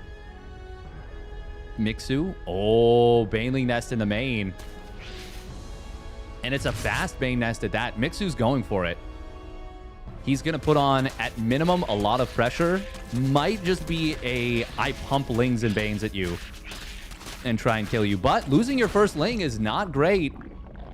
Oh, that's a little bit of a misstep right there from Mixu. Mech Banes win games. They're both making tons of Ling Bane. Oh. Oh, this is going to be a man fight, if ever there were. But Cham is droning behind this. Mixu is not. Oh, it's going to be Cham now losing the Lings on the counterattack. By counterattack, I mean just kind of they walked forward and died. Cham will morph in 4 Banes defensively. We've got Mixu morphing in 2 secretly and a bunch more behind it. Queen heading towards the 3rd. Oh, uh-oh. Uh-oh, he did not see these Banes morph. This is risky. Oh, he did manage to get away from this being a disaster. Oh, Banelings, though, from Cham coming in from the side. Mixu was not expecting those. That is definitively true. There is a sneaky Bane morph. Cham snuck 2 Lings on the other side of the map. Does manage to snipe out his opponent's Banes defensively. We're going to watch those Banes go in a moment. Uh-oh. Mixu. Mixu. Mixu! Kaboom! 6 drones go down, but on the natural, he gets 3 drones in response. However, it was Mixu far more committed than Cham. Cham droned a little bit. Mixu did not. He is down 10 workers right now. He must win the game, or at the very least get crippling damage. His Banes, Mixu's Banes, need to pop off. And he is way down on the Baneling count already. Cham just needs to defend. He's actually counterattacking. That is kind of crazy. This could leave a huge opening for Mixu to get something done, but on the other side of the map, there's nothing to defend. Cham morphing in additional Banes. Cham's just going to win the game. He's got this one. Mixu doesn't have enough to defend at home.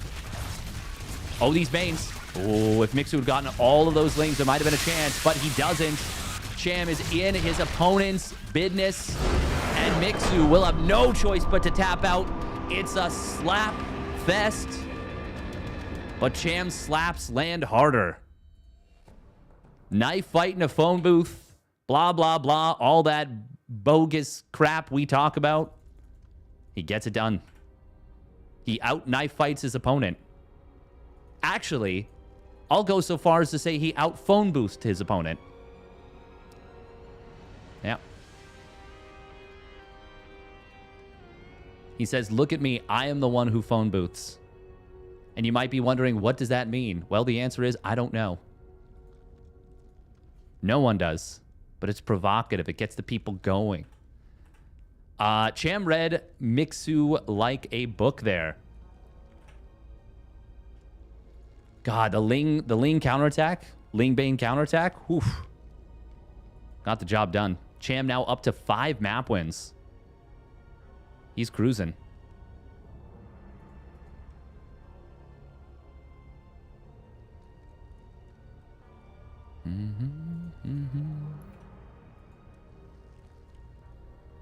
Exactly. He built a second phone booth in his opponent's main. And Mixu's like, well, wait, I can't... What? Where did you get that? And by the time he knew, 6 drones were dead. Even without that counterattack, it was going to be pretty rough. But with it, I mean... Forget about it.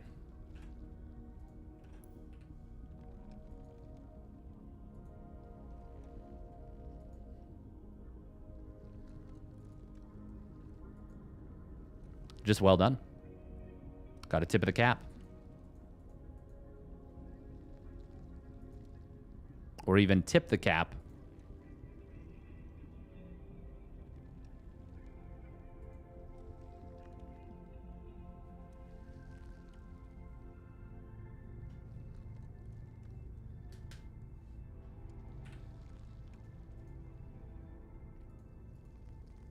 More long-distance relatives to use that phone booth for. Nice. All right, I will be right back. I'm going to stretch my legs.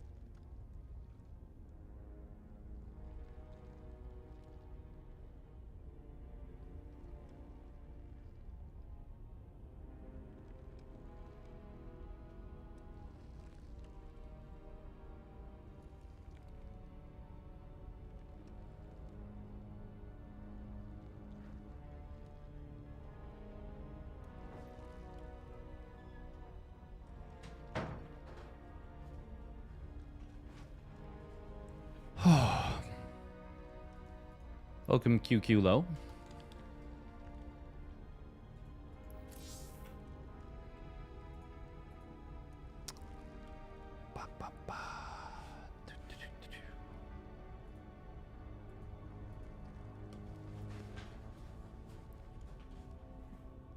All right. Not too sure who the next opponent will be. Cham is kind of mopping up though.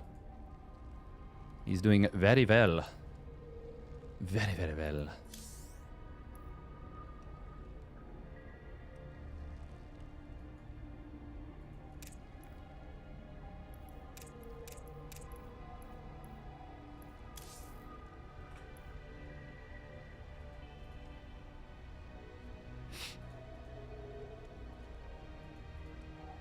Hey, thank you, Tankins Matt, for the tier 1 resub at 19 months.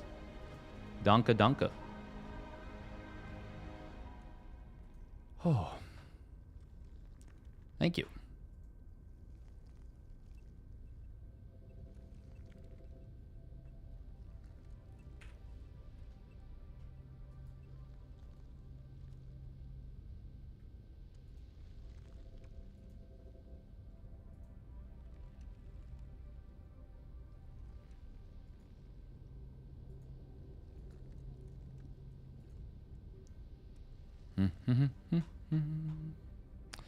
Ba ba da ba, boobity bip, bobble bop, ba da.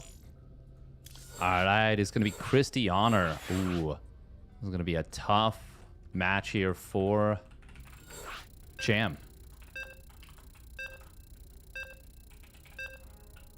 This is officially the midpoint of the OSC King of the Hill. If you have enjoyed and want to support the OSC initiative, I believe !OSC can link you to the opportunity to do so.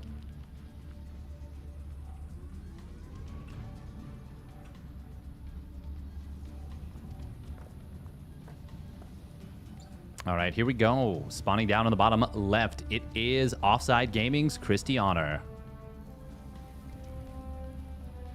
In the red. And his opponent spawning up at the top right, it is Cham. In the blue. The champion. Unpredictable player. Difficult to prepare for, honestly. Because he's got a lot of different builds, a lot of different styles. And can really throw a wrench in your plans.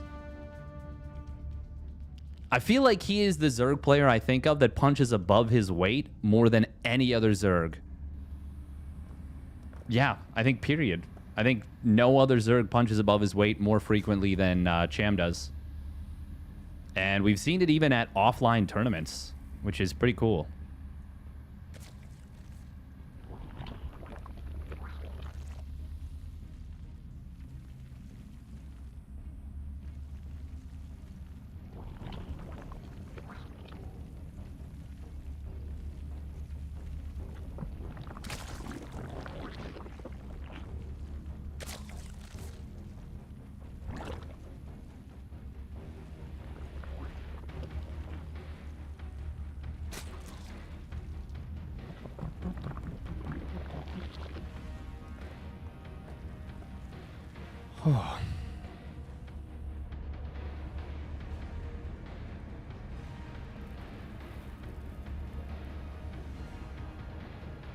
Sorry if I haven't been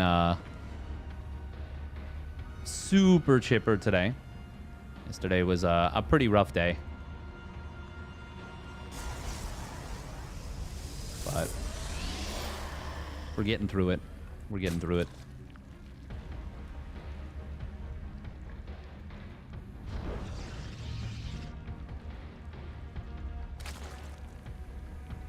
The fake drone to the bottom side to juke the probe. Very smart move. 10 out of 10 bait right there out of Cham.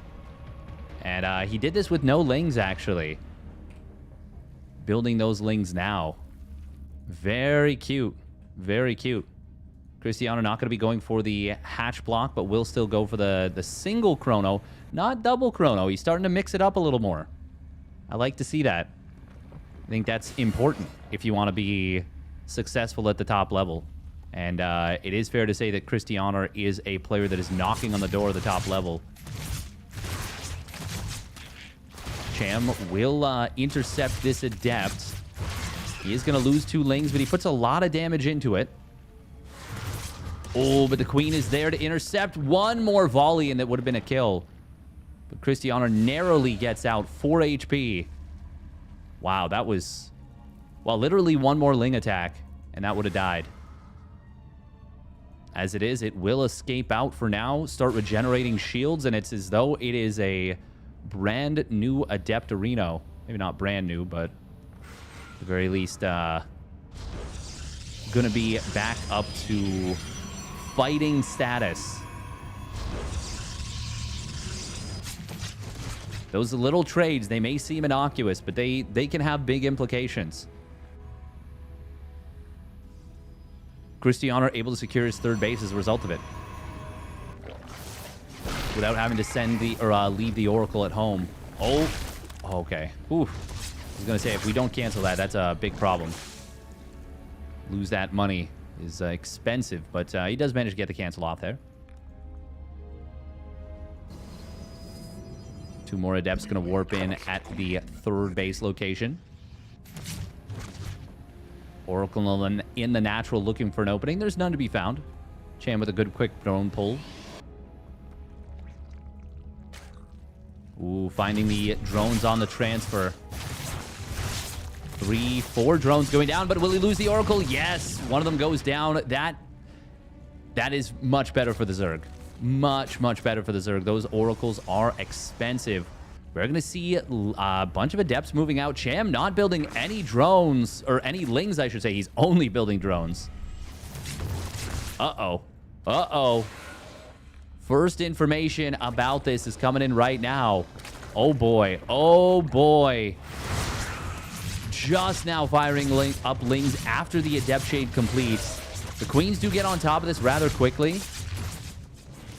Adepts will get into the main base. Quick drone pull coming in from Cham. But he's already lost 7 workers. Couple of them to this Oracle, but most of them to the Adepts. And more so than anything, the lost mining time is a big problem. The drone kills are also a bit of a problem here. There's another 2 do get picked off, but yeah, that lost mining time. Oh. Income falling off a cliff there for Cham for a moment. He will crisis manage that about as well as you possibly could have. But it is fair to say that that was a very worthwhile attack out of Christianer. Now, the Oracle's not in position at the 3rd base. Does come back in here, and there are Zealots able to hold the line for now. So this Ling run by is not going to achieve too much. Christianer is going for a, well, looks like a Mortal Charge Lot Archon. Charge a lot of Mortal Archon. No Storm fired up here. Oracle does get energy recharged. And will deflect these Lings, but they get a probe. Christianer, though, very quick to resaturate this gas. Christianer is pretty well known for going for some of these big all-ins with, I was going to say Storm. Yeah, 3 base, charge a lot of Mortal Archon Storm. And it can be mighty powerful. Mighty, mighty powerful. Why else go for +1 range? Just the power to power up the Hydras in general. Now, I feel like it's Cham who actually wants to be aggressive, but if you attack into the player who's gutting Storm off 3 bases, well, that can be a big problem. Okay, there we go. It is going to be a 4th Nexus behind this. Let's see if Christianer elects to fire up +2 weapons, or if he is just going to go for a big attack right now. There is that Lurker Den coming behind this. Cham did scout the 4th base, and that's what triggers this Infestation Pit and Lurker Den. This could be a semi-fake 4th base out of Christianer. He is slowly adding on probes, but not completely producing off 3 Nexi. Making sure more so to spend his Warpins, it seems as though. Seems like.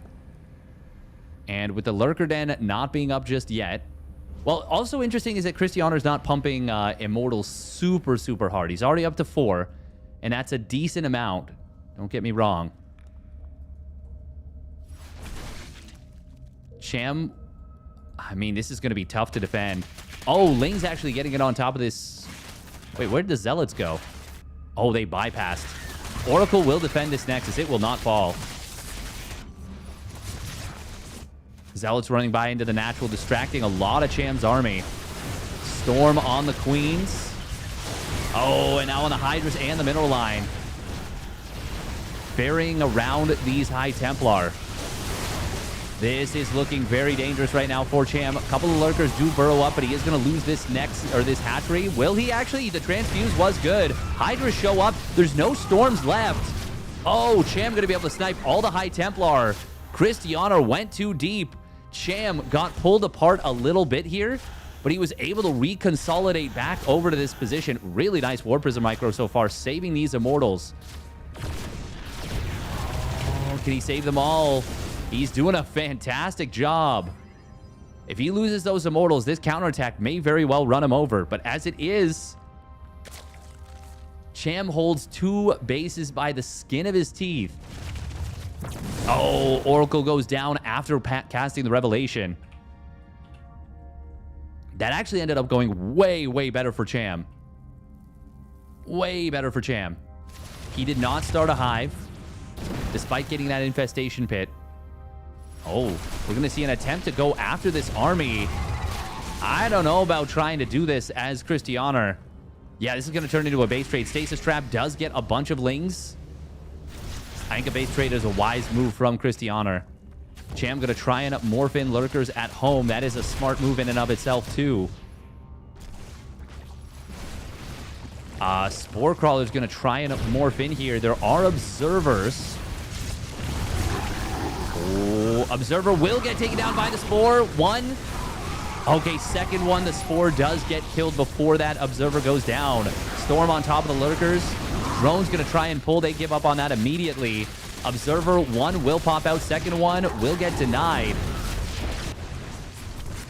Christianer. Okay, this is... Wow, this looks very good, actually, for Christianer right now. He's going to get on top of his opponent's neck side very quickly. Oh, Cham! He pulled away from killing this. I want to see him target down neck side right now. Prevent the recall.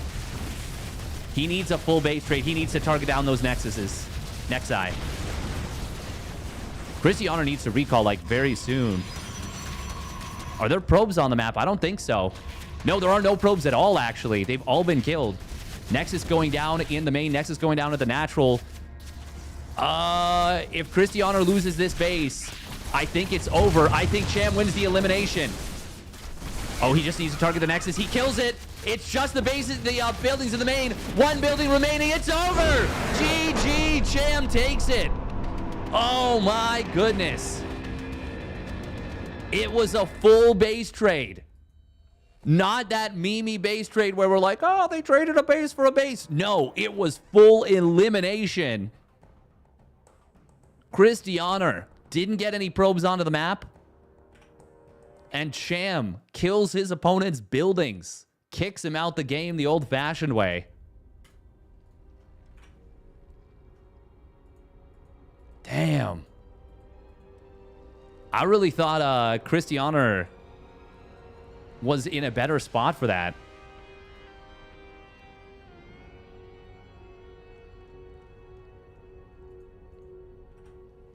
I don't know if I've ever seen a pro match with all buildings destroyed. Well, now you have. It has happened, but it's definitely rare. Cham is on fire today. Absolutely on fire.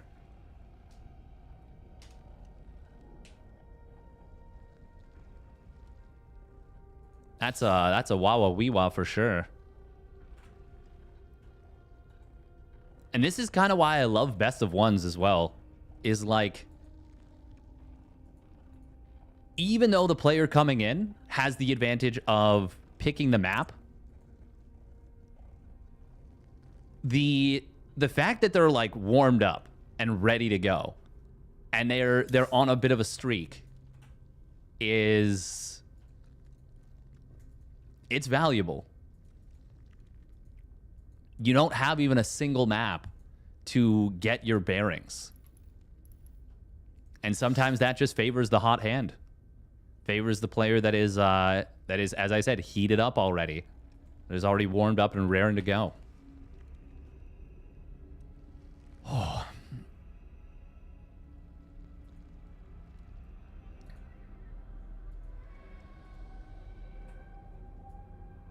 If Cham wins the next match, does he secure the most map wins on the day? I think so. All right, next up is going to be Shameless.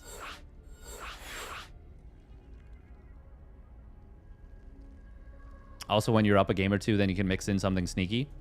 Yeah, and I feel like Cham is one of those players that's super comfortable. Oh, wow. Somebody with a 10 channel point bet is going to win mad channel points. Damn. No one with the faith in Cham there. And maybe they should have had some.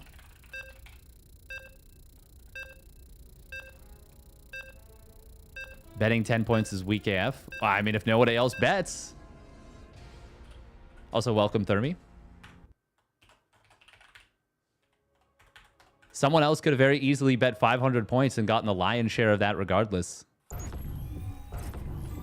He was rewarded for his faith, you know? In the champion. I'm a champion. That is 6 map wins on the day now for Cham. He's looking to make it 7.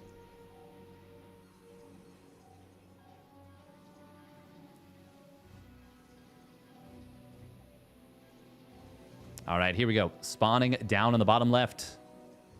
For Little Fairy, it is Shameless. In the blue.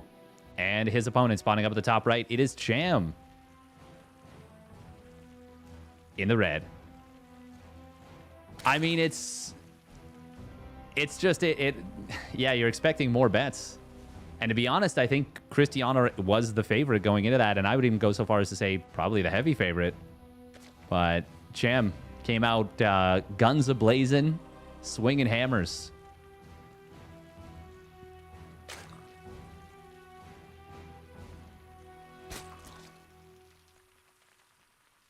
Cristiano also didn't necessarily need to attack.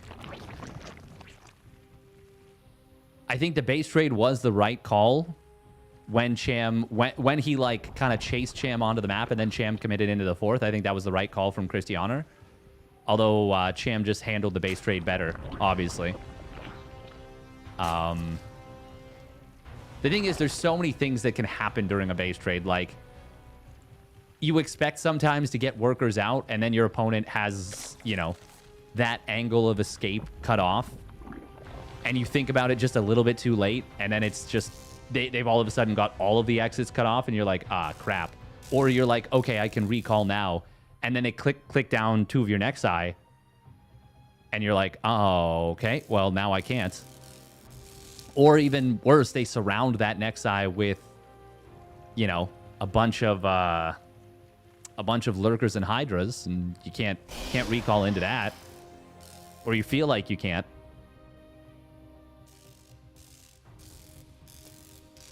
Oh, yeah, it's just those base trades get messy.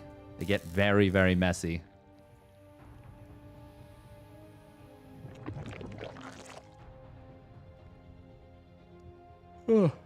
Pardon me, when does bounty kick in for a win streak? I always forget about that one, Lithanos MD. I think it's 8.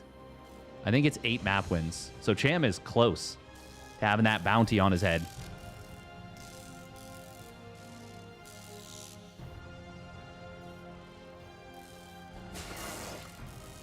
Yeah, I always like the big bets. I always like the big bets.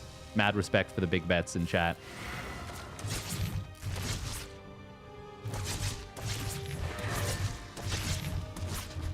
Everything below 250k is weak. Goddamn.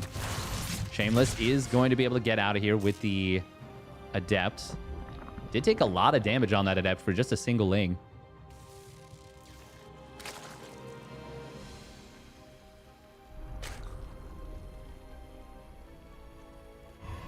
Cham gonna resaturate the gas in his main pretty quick, I would say.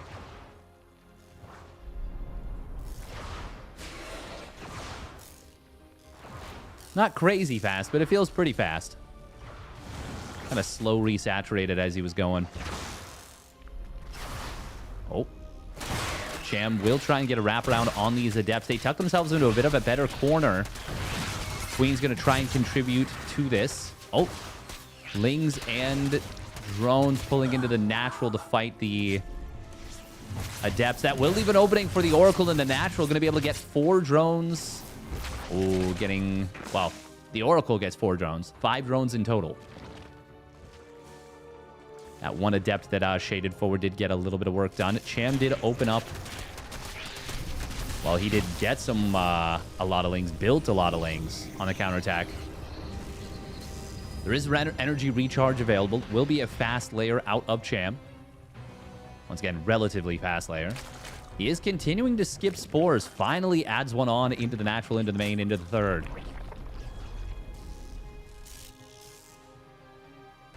If you skip spores, it can pay off big time because you can really pump your drone count faster than normal, but it can also backfire pretty hardcore as well, as we saw in the natural where he did end up losing those couple of units. Really difficult to have your queens in position at all times. And that is something, of course, that players like Cyril, we really give them big kudos for that. Oh, wow. That is a fast fleet beacon off of the +1 and blink. That is a fast fleet beacon here out of Shameless. Is this going to be Mothership? Or is this just going to be like straight Tempests? It's no second Stargate. That makes me think it's probably going to be Mothership.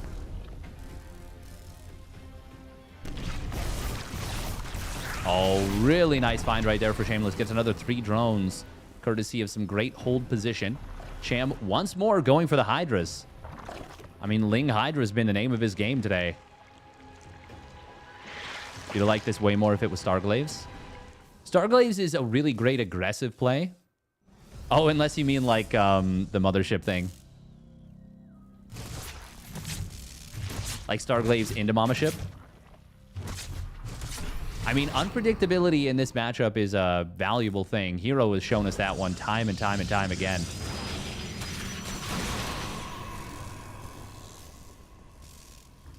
You meant Stargate into Glaives? Oh, no mothership. Okay, yeah, well, yeah. I mean, I like the crazy play. I do feel like the mothership, if you get it out like this, will make it very difficult to attack in with a Ling Hydra timing. Oh my god, these oracles.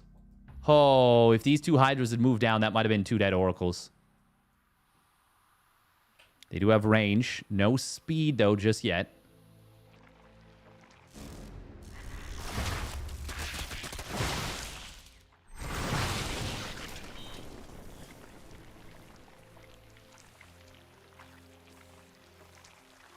Blah.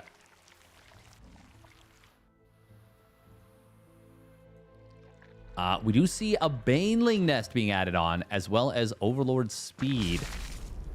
Interesting, interesting. So, did he? Maybe he saw the mothership here. Now +1 melee, as well as a lurker den.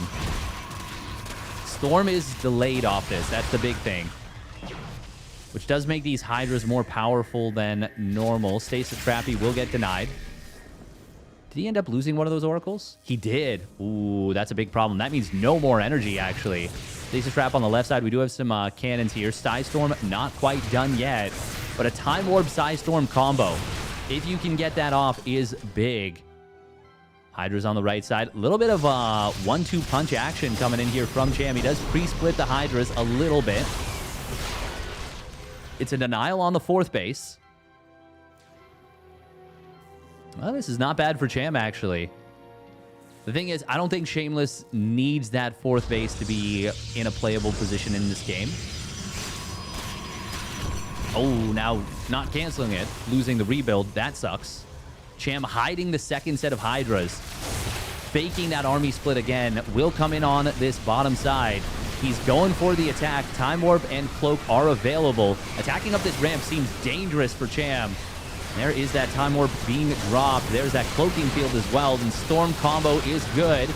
Shameless, though, on the Pure Blink Stalker. Is this enough? Oh, he loses the Oracle on the rally as well. That's the final Oracle going down. Cham, though, is going to get cleaned up with these Hydras for the moment. Will retreat out. I mean, he is on 4 bases, 80 drones, 4 gases, and starts up a hive. Double attack upgrade Zerg as well.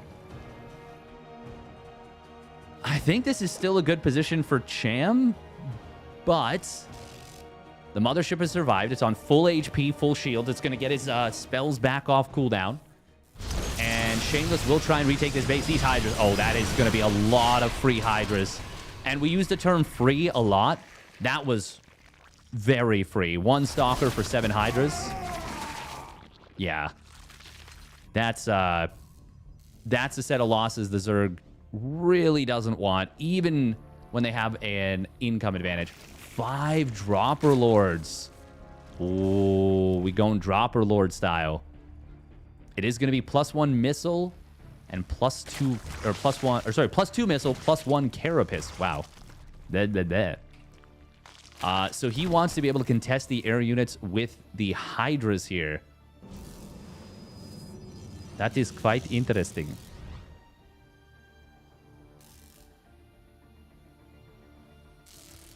He actually has not been making a Roach Warren in many of his games today, Seb. Like, most of them. So he's very clearly using that against you there. He's using your preconceived notions of who he is as a player. That's something Rhett used to do very well on the ladder. he would all in a lot on the ladder to throw people off. It is going to be adaptive to first. He plays different in tournaments. Yeah, it's really cool. It's neat to see.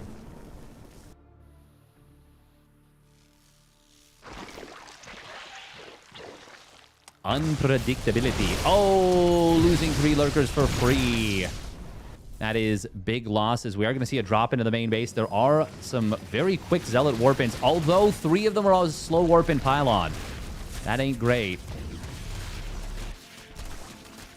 Small number of Lings and 2 Hydras on the 3rd base location. 4th base, I mean, their static defenses. Yeah, this does not look like it's going to achieve much. Shameless will defend this. And Cham is going to try and move in on the right side, but there are Tempests at home. Yeah, this is not going to do anything. He's not going to do anything here. And now, well, this is what I was talking about before, how Shameless did not need to be on 4 bases for this to be playable.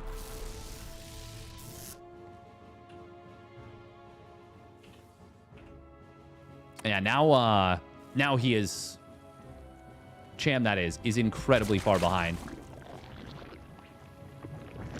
Shameless is in a very good position at this point. 3 cannons being added on at the front of the 3rd base. And it looks like Cham's reign of terror today is at big risk of coming to a close. Gold base will be set up. This is a weird thing because it's not exactly a gold base. And some of these mineral patches will be crushed if you kill the rocks. Ooh, a couple of overlords on the right side going to get taken down. Cham's not even maxed out at this point yet anyways. He has transitioned into Corruptors. Corruptor Viper.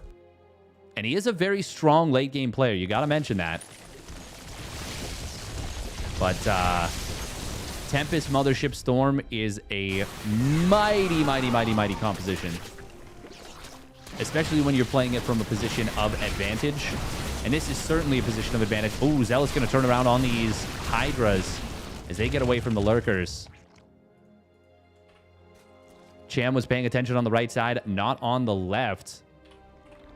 And resources lost is already in favor of Shameless by a lot. So he cannot afford to take bad trades. He only plays macro versus you on the ladder? Ah. Oh.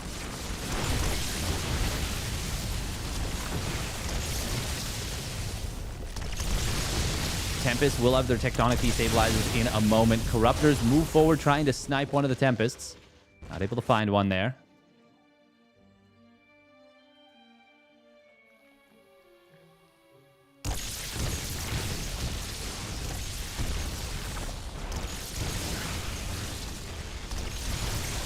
Yeah, I think this should just be a pick off on this hatchery. Cham not really contesting because he can't. And it would have been a bad idea to even try. That's funny. This sees the observer. Lurker drop. Ooh. Where are we going with this? Well, I don't think it's going to achieve much, to be perfectly honest. Tempest just going to shell away at this static defense and these lurkers.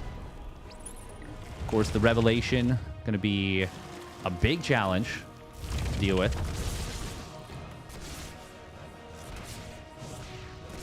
Cham trying to be a big nuisance with this lurker drop. He will morph in a couple of Broodlords. Shameless has an insane bank right now. Oh, he's got to drop the lurkers here. Oh, he's not going to. Oh, he does. Okay, wow. Both players kind of missed that. There was a little skirmish at the front. Okay, I gotta say, Shameless is not dealing with this as cleanly as I would like to see. Like, way less cleanly, but I don't think it's gonna matter too much. This is a huge move, freeing up 20 supply for more army.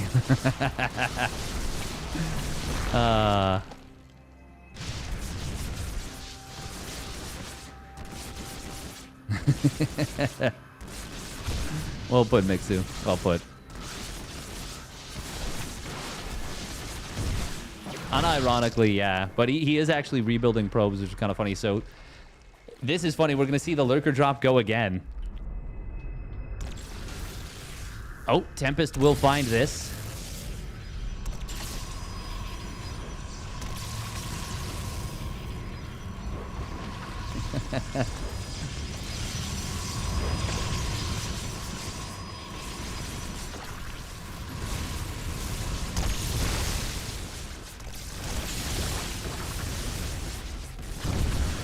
Kind of funny to see, like, one Lurker in each mineral line just slowly battering the probes. Oh, this would have been big if those Broodlords had gotten the jump on those High Templar. And he may yet. Does grab one Archon. Another one might get taken down. Very low on HP, or shield, rather. Oh, big fungal right there on the High Templar. That's a huge find. The High Templar are crucial for this fight. And a lot of them are actually going to get fungled and taken down. Really nice jump here for Cham. Hold the phone. The Lurkers kind of drew Shameless out of position, and now the fungals are starting to land. Big feedback, though. Does come through. One base will fall. The Broodlord, Corruptor, Infestor. Actually, he's even got a Viper in there, doesn't he? Yeah, he does. That was much better for Cham. Much better for Cham.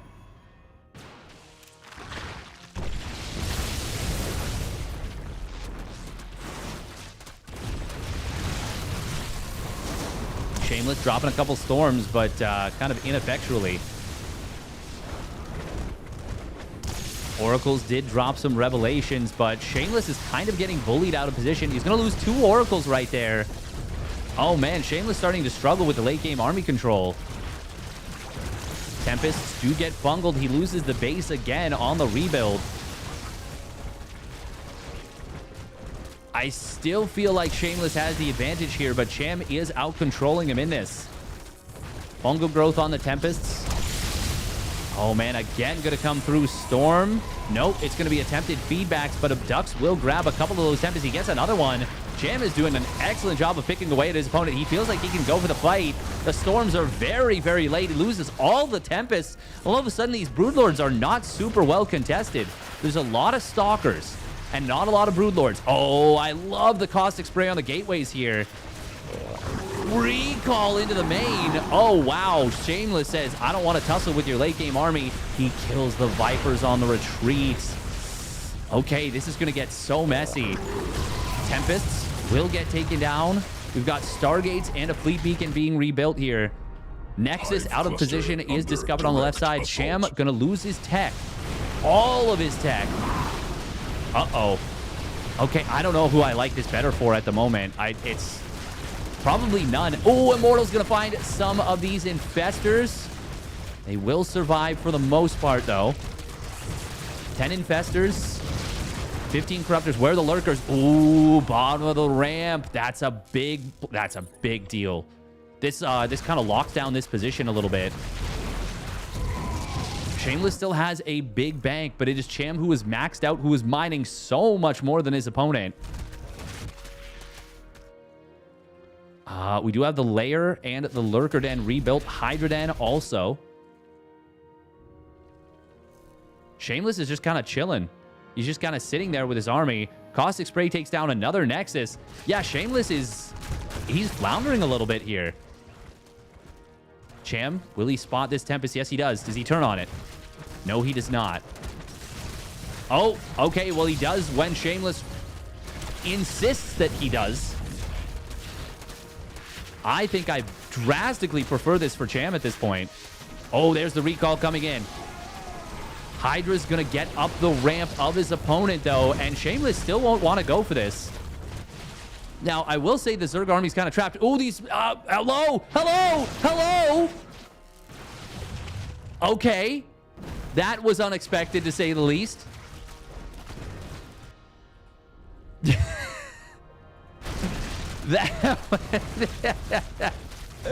It is fair to say that both players are taxed in terms of attention. Lurkers will reposition on this top left base for Cham, and they're going to be able to hold it. Oh my god, is he going to try and force the ramp? The thing is, I feel like this army for... Oh, those are some big feedbacks. I feel like this army is turbo-trapped.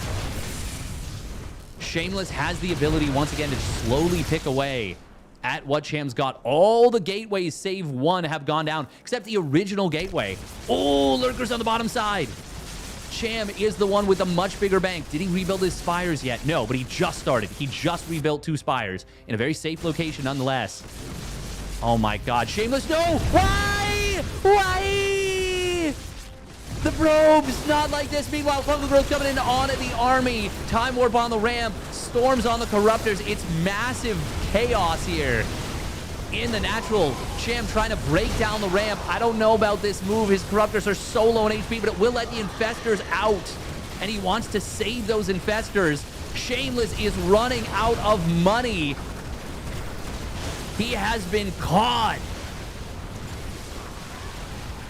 Cham may lose the majority of his army here, but Shameless has lost the majority of his everything. He's got no income at the moment. Infestors taking a jolly jaunt around the world. This Lurker harass has been on point. Tempest trying to be rebuilt at this base. Finally, this Lurker gets cleaned up on the, I don't even know what to call this, the 11D1st base. Cham. How did he do this? Oh, he's got a surround cooking on this army. Time Warp on the Broodlords. Hydra's coming in from the back. There are still storms available, and it's a big storm on the Infestors and Hydras. But Shameless is simply out of money. The surround comes in on the army. Mothership trying to recall nothing. Okay, like 4 Stalkers, 7 Stalkers. Fungal immediately lands on them. Shameless has been decimated. Cham, what a game from him. We're going to rewatch that fight on the main ramp. Me, oh my. Mothership solos this.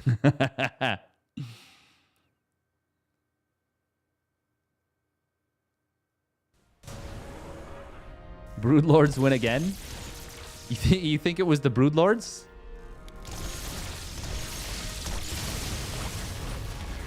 Yeah, the jump by Cham was very good there. Okay, so I actually didn't miss, like, almost any of that fight. Changeling usage. That Hydra actually unironically gave great vision. Cham just got a much, much better jump on his opponent.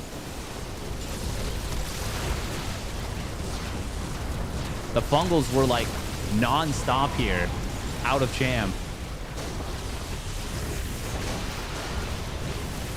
Damn. The Infestors just walking home after they used all their spells might be the funniest thing I've seen.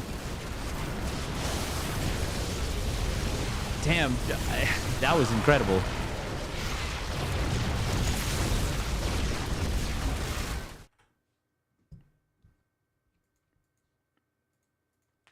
Well, I mean, what I mean by it wasn't just the Broodlords is it was so much more than just the Broodlords doing work. It was Cham like outpositioned Shameless multiple times. I think it was the Lurkers actually that were the bigger deal, because when Shameless went for the base trade, yeah, the Lurkers were just sitting at the bottom of the ramp and they completely stalled out Shameless. And the only reason he was able to do that is because the army had recalled into his opponent's main.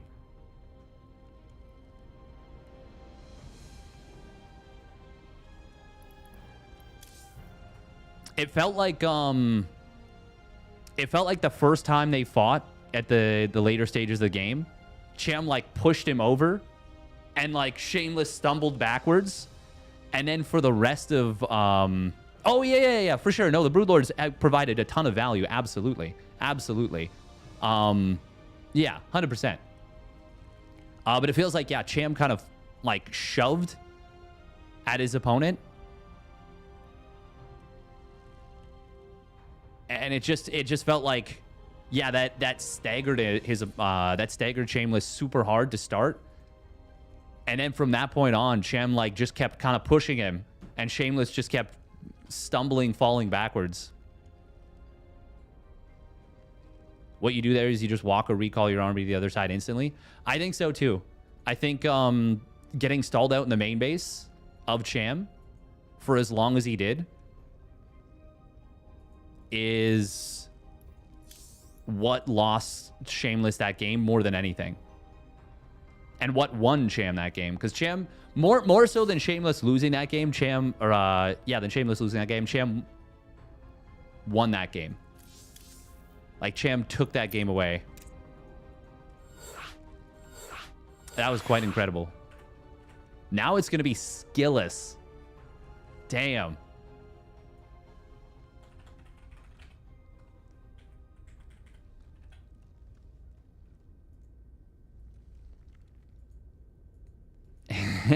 They just keep throwing stronger and stronger Protosses.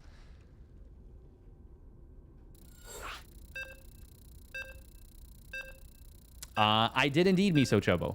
I did indeed. I can link that. In-depth analysis.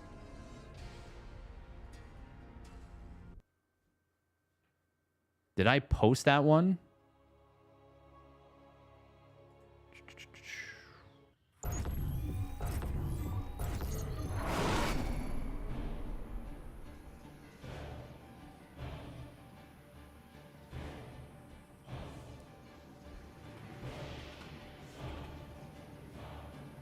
Yeah, okay, there we go.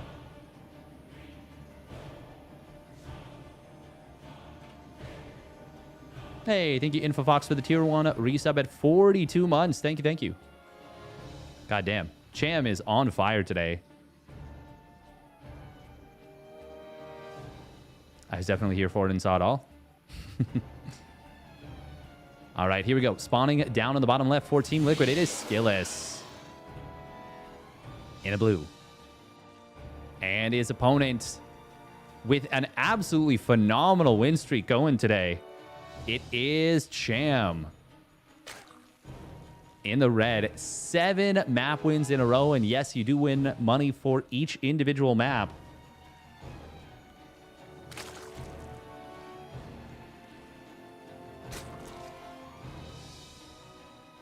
Cham is on a 7-map win streak, yes. And he has taken down some very good players on the way. Very good players on the way. You really got to hand it to him. Like, that is understanding win conditions. Cyril, Innovation, MVP, Flash, Nesty, MC, and Zest. I heard Clem was going to play, but he was too scared.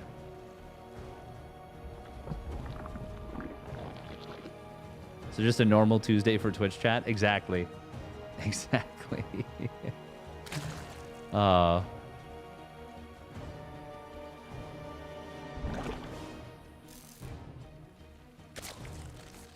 who would want to go up against the champion? Oh, I didn't put predictions. Yeah, I'll put that now. We're just going to do 2 minutes on this one.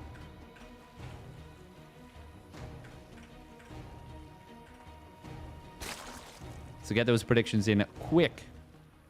Also, welcome Corrupt Reality. Skillless did, of course, deny his opponent's hatchery at the natural. Maxpack saw the last match and went, nope. Maybe.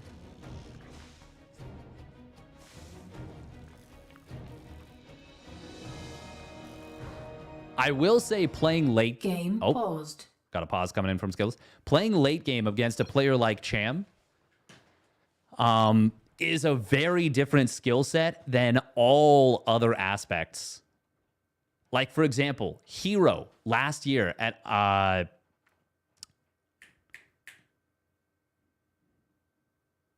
EWC played the finest late game Protoss from a non-Rainer player I think we've seen in an actual tournament. And I know it's super funny to say that, but like, Actually, no, I would say, yeah.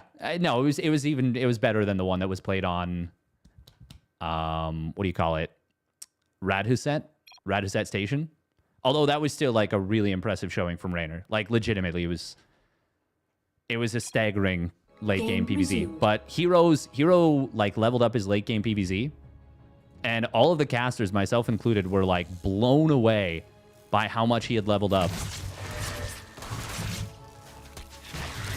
We're going to see Skillus moving forward with his first Adept. We'll be able to get, ooh, a Ling and a Drone. That's pretty nice. It's probably the most successful Adept we've seen so far versus Cham.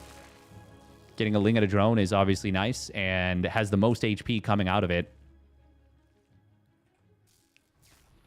Got 8 more Lings in production here for Cham.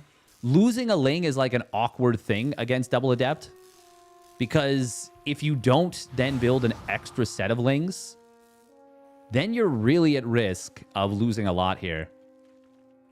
I will say I don't think you necessarily have to block your opponent's hatchery, but I still think it is the best play. I still think it is a very strong play. Oh, we are going to see Cham intercepting these Adepts on the way back home. They will tuck themselves into a corner, though, and the Oracle comes back in. Wow, fantastic stuff out of Skillus right there. This one Adept, she's hogging all the kills here. 6 kills. Yeah, this is a magnificent start so far for Skillus. Cham building a lot of Lings here. A lot of Lings, actually. Holy moly. There are no spores. And there's only one Queen currently at the natural. Another one is in position in a moment. Oh, man, that's really nice for Skillus. Getting in with a second Oracle. 6 more drones go down. Cham has built a ton of Lings at this point. 22 Lings on the field currently. 30 in total being built. And he's going to have to get something with that. These Adepts will need to get themselves tucked in the corner. They don't. But the Oracle's overhead, so it's fine. Ayaya. And energy recharge was used on the... Was that the first Oracle or the second? First Oracle. Regardless, it's back off cooldown now. And we've got Blink and +1 on the way. Cham, yeah, this is the best early game any of these Protosses have had against Cham so far. Skillus, meanwhile, has not yet lost a unit. Zest in his prime would be smiling down from heaven. Once again, Zest is very much alive. And that is a cancel on the 4th base, forced out. We got a Spire, but this feels less like an I'm going Mutas and more of a desperation, I'm going Mutas kind of play. 6-minute mark, still no losses. It was crazy watching Zest play. He would regularly get up to like, oh man, that's another denial on the 4th base. Cham will take this one on the right side, and technically that makes this base the 5th base, but yeah, this is still super good. We are going to finally see a cleanup on one of these units. No! Cham says, fine. Your Oracles are still there. Whatever, man. Whatever. We do see Storm starting up. Cham dropping creep at his opponent's 4th base. He misses by a little bit, but I mean, there's still going to be creep here. Oh, there we go. Adjust the position. Good job. Oh, did one of the Adepts finally... No, it didn't. Wait. Oh, okay. It's still right here. It was like camouflaged in the minerals. 7 minutes. Could we get up to 7 minutes without any losses yet for Skillus? Now we're really talking Zest territory. There it is. 7-minute mark. There is a hatchery on the right side here, but Stalkers are going to be able to get in on top of this. He blinks in on top of the drones. Will take them down. You got to be wondering, where the hell are your units, my guy? Muta getting canceled from this base. Very cute. Cham knows the only way to win this game at this point. 7:30. Do we see 7:30? No. 7:28. The first Adept goes down. Oh, wow. Cham is doing everything he can to wiggle his way out of this position, but Skillous, I mean, I don't think he's in much trouble. He should recall out here.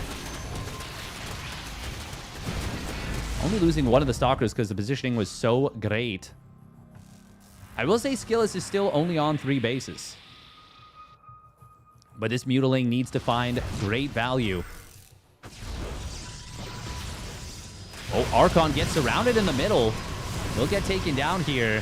Cham going to be able to find a Phoenix as well. Oh, he wants that second Archon. It will get taken down as well. This is a really great set of jumps here from Cham. That is like the 4th time it feels like he's caught a Protoss just kind of off balance. I made the comparison calling him a mini Dark, and Cham is kind of taking up the mantle in a big way. Yeah, he traded out some Lings and 2 Mutas for a lot of high-value Protoss units. But it is going to be double Stargate from Skillous. The main thing I'm worried about for Skillous right now is he has still not secured a 4th base. And Cham is about to be on 4 bases himself at home. He's still got this hidden base on the right side. It isn't a real base, I would say. The Muta count, though, is staggeringly high. Phoenix is... Well, they are going to... Well, they're going to get some good kills on the Mutas before he loses one of them. Yeah, that was 5 Mutas for, what, 6 probes, a cannon, a Phoenix. That was pretty expensive for Cham. He is adding on Corruptor, so it is going to be Muta Corruptor. Meanwhile, +1 flyer attack's going to complete here. That is a lot of charge lots. They are going to be 1-1 charge lots versus +1 melee Lings. Cham, oh, he might need to go for a base trade, but he is not in position to go for it at the moment. He's got no static defenses. His units are going to try and come home. Skillous is pushing out. This is going to be a 3-base committal. Drones at the 3rd of Cham are going to get gutted. Ling's going to try and get on top of this. The Archons, this time, they are much better positioned. Phoenix is coming in from the back. Guardian Shield covering the entire Protoss army. A globe of protection. And Cham will get overwhelmed here. Skillous is going to be able to take this one down and will bring the reign of Zerg Terror to a close. Fantastic run out of Cham, but Skillous finally manages to take him down. I once asked another Terran how Cham played when I had to play him in a tournament, and he said he's like Dark, but worse. That's not a... That's definitely not a... Like, that, I would consider that to be a compliment, because no one plays like Dark better than Dark, for one. And, I mean, just being compared to Dark is so... I mean, it's really good. Like, Dark is really, really good. He is just really good at winning the video game.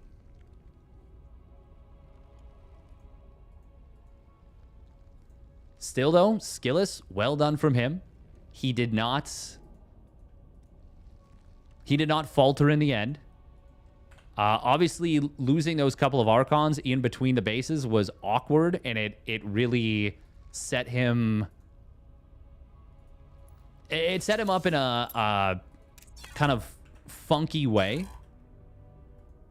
But it was still a good enough start from Skillous.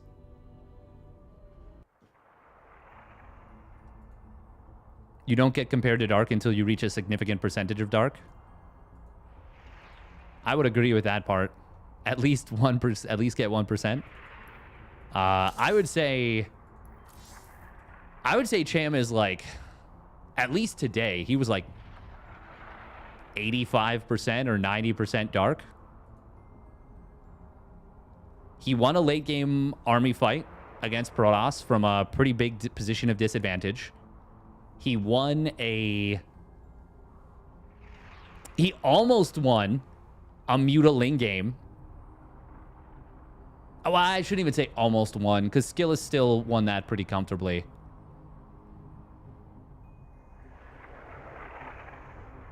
But, like, just he won the base trade Cham's early game is probably cleaner than Dark's. Really? Damn. I could see that. I could see that. But I feel like Dark's adaptability is just so unmatched. Dark feels like a transformer that doesn't have a set model, you know? Like Transformers, they're like, okay, I'm a car, now I'm a guy. Dark is like, okay, I'm just a transformer. I can just turn into whatever. And you're like, so like what? And he's like, well, I turn into a knife that stabs you. And you're like, you can't do that. And he's like, cool, okay, well, I did it. Tell that to the wound you have in your chest.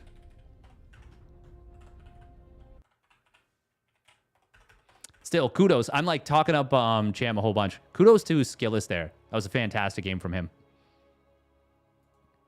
I will agree with that, though, Seb. It does feel like Dark has the worst early games of anyone, and he just finds ways to win anyways. And it just doesn't make sense a lot of the time. It's not a supply block. It's an accidental all-in. All right, here we go. Spawning down on the bottom left for Streamer Zone. It is Jumi. In the blue. And his opponent spawning out the top left for Team Liquid. It is Skillus. In the red. I think, more than anything, Dark is phenomenal at punishing minor, almost imperceptible mistakes. Like... yeah. Just some crazy stuff that just does not make sense. Until you're like you almost need to play like Dark to understand how Dark works as a player.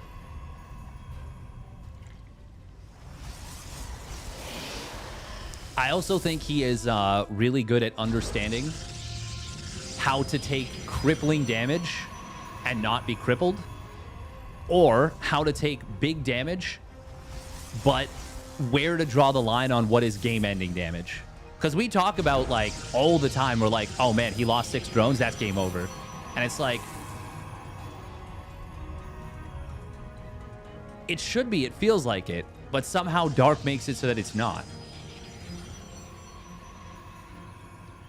It's not even just that momentum. It's like, Dark will be like, okay, I've lost 5 drones here. I lost 7 drones there. I lost 3 drones here. But you lost 4 adepts to do this one. You lost 2 adepts to do this. But then it'll be like, okay, but if I lose my 4th base, I'm dead. So not only does Dark have an outstanding understanding of win conditions, he has an excellent understanding of lose conditions and how to avoid them and what needs to be done in order to avoid them. This is a great scout for Jumi, by the way. It is going to be a scout on a robo facility. Skillus will lock his opponent in his main. Jumi does open up with the Stalker Sentry. Oh, that probe's going to escape. Zip Zap. Zip Zap Zooey. Meanwhile, it's Double Adept on the other side. Oh, Skillus a little bit supply block there for a moment, but not the worst in the world. It's going to be multi-adept. Is this going to be a 4-adept drop into expand? I think so. Skillus is a player that is,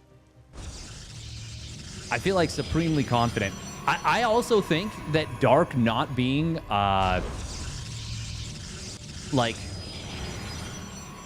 Dark not existing as a player in tournaments anymore is a really big boon for so many players. I would say players like Skillus specifically that are really, really good.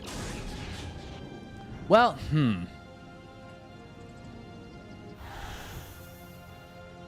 Dark is the kind of player that can beat you in a way that can shatter your confidence. Ooh, this is a really nice spot here for Jumi. Obviously, he saw it already, but the pylon sees the exact angle this is coming from. And it's going to be a Stargate behind this. Oh, I did not even realize he went Phoenix.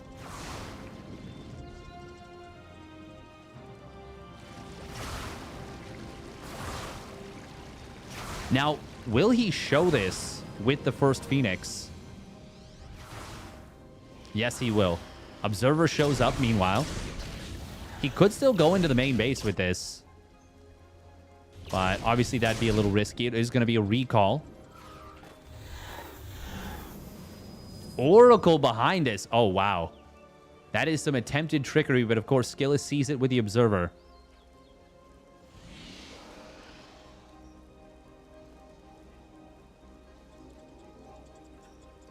Oh, this is a big push out coming in from Skillus. Jumi getting very fancy here, and Skillus says, okay, well, I've got a Prism, still alive. I have a Robo. I built an Immortal. You're messing about too much. Force field's coming in on both sides. There isn't a Phoenix, of course, here that's going to allow for some lifts. Oh, but he's going to lose that Phoenix very quickly. That means no lift on the Immortal. He tried to lift a Stalker right away. I think Skillus is just going to walk right through him. Shield Battery going to get clicked down. It will die immediately. Probes pull into this. War Prism is going to survive. And that is going to be far too much for Jumi to handle. Even if he sniped the Prism, I don't think he was going to win this game. But the fact that Skillus is able to keep it alive is just phenomenal. And that will be Skillus picking up his second map win on this King of the Hill.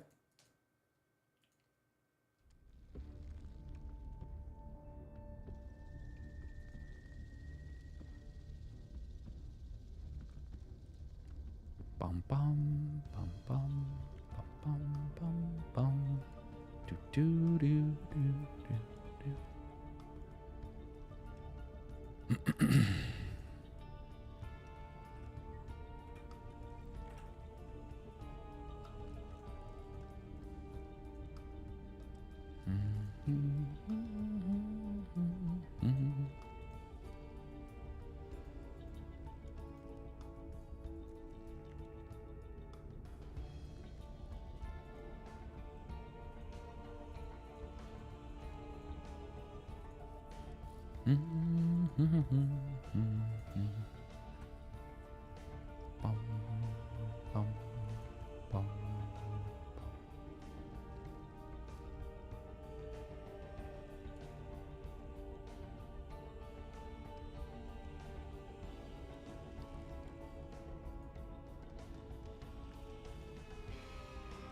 I do think it's cool that Cham plays against the meta of what he himself does.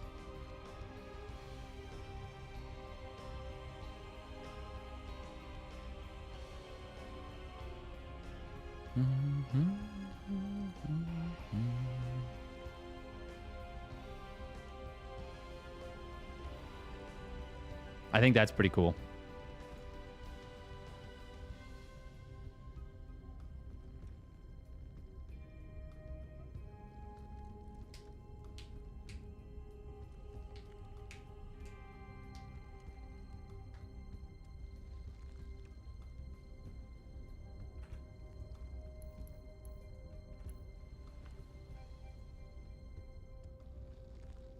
Oh.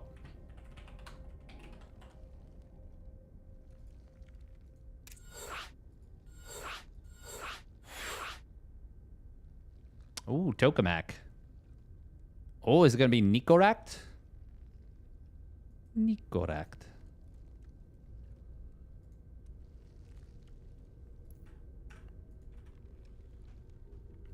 Bum, bum, bum, bum.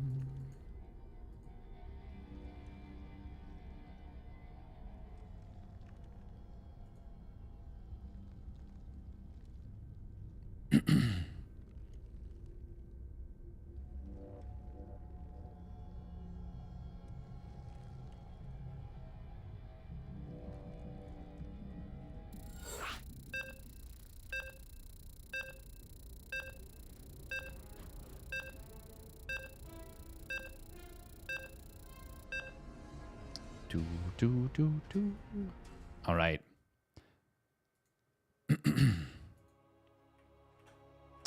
Oh, no, it's going to be Geralt. All right, Skillus. Going to be going up against Geralt. Oh, so I guess we're reviving Geralt. That's fair. That's fair. PvP match 12? Match 12. Yes. It's been a pretty quick OSC King of the Hill so far. No guarantee it will continue, but...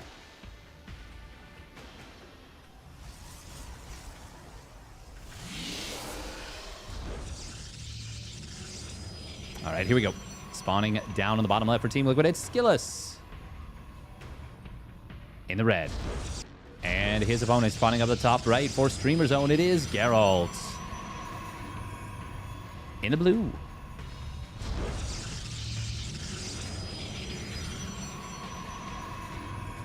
Oh.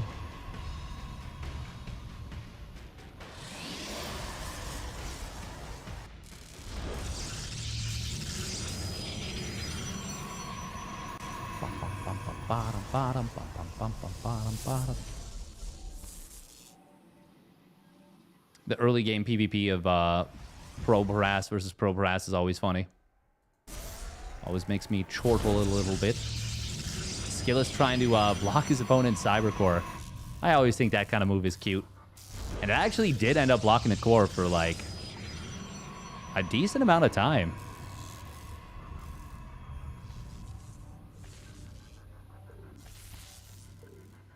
That's like 5 seconds.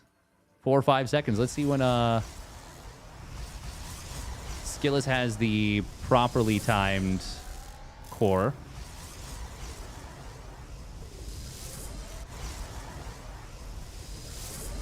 Yeah, it was like 3 seconds. 3 seconds later. That's still worth it, though. Nice job. Nice job, boo.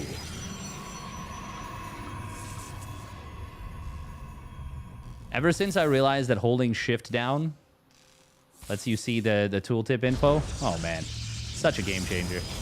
We're going to see the Geralt pylon block on both sides. Geralt doing it, and it's being done to Geralt, making it a double Geralt pylon blocku. Oh, this is going to be a probe getting found, but knowing your opponent's going double adept, he's going to let this finish.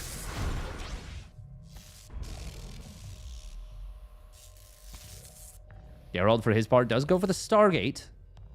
Behind this will delay his Nexus a little bit. He's actually still building probes, interestingly enough. Meanwhile, the Warp Gate coming in from Skillus. Oh, he cancels the probe. Okay, okay. Cancels it for the Nexus now. Stalkers are going to move forward. Skillus kept the second set of Adepts hidden. Probe will get sniped, but this is going to be at least... Oh, hang on.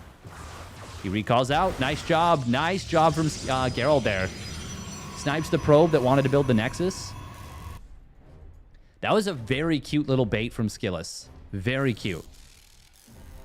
But Geralt was quick to respond. And gets out of harm's way before it becomes a problem. And now the Stargate, the Oracle, is going to be pretty darn good on the defense against this.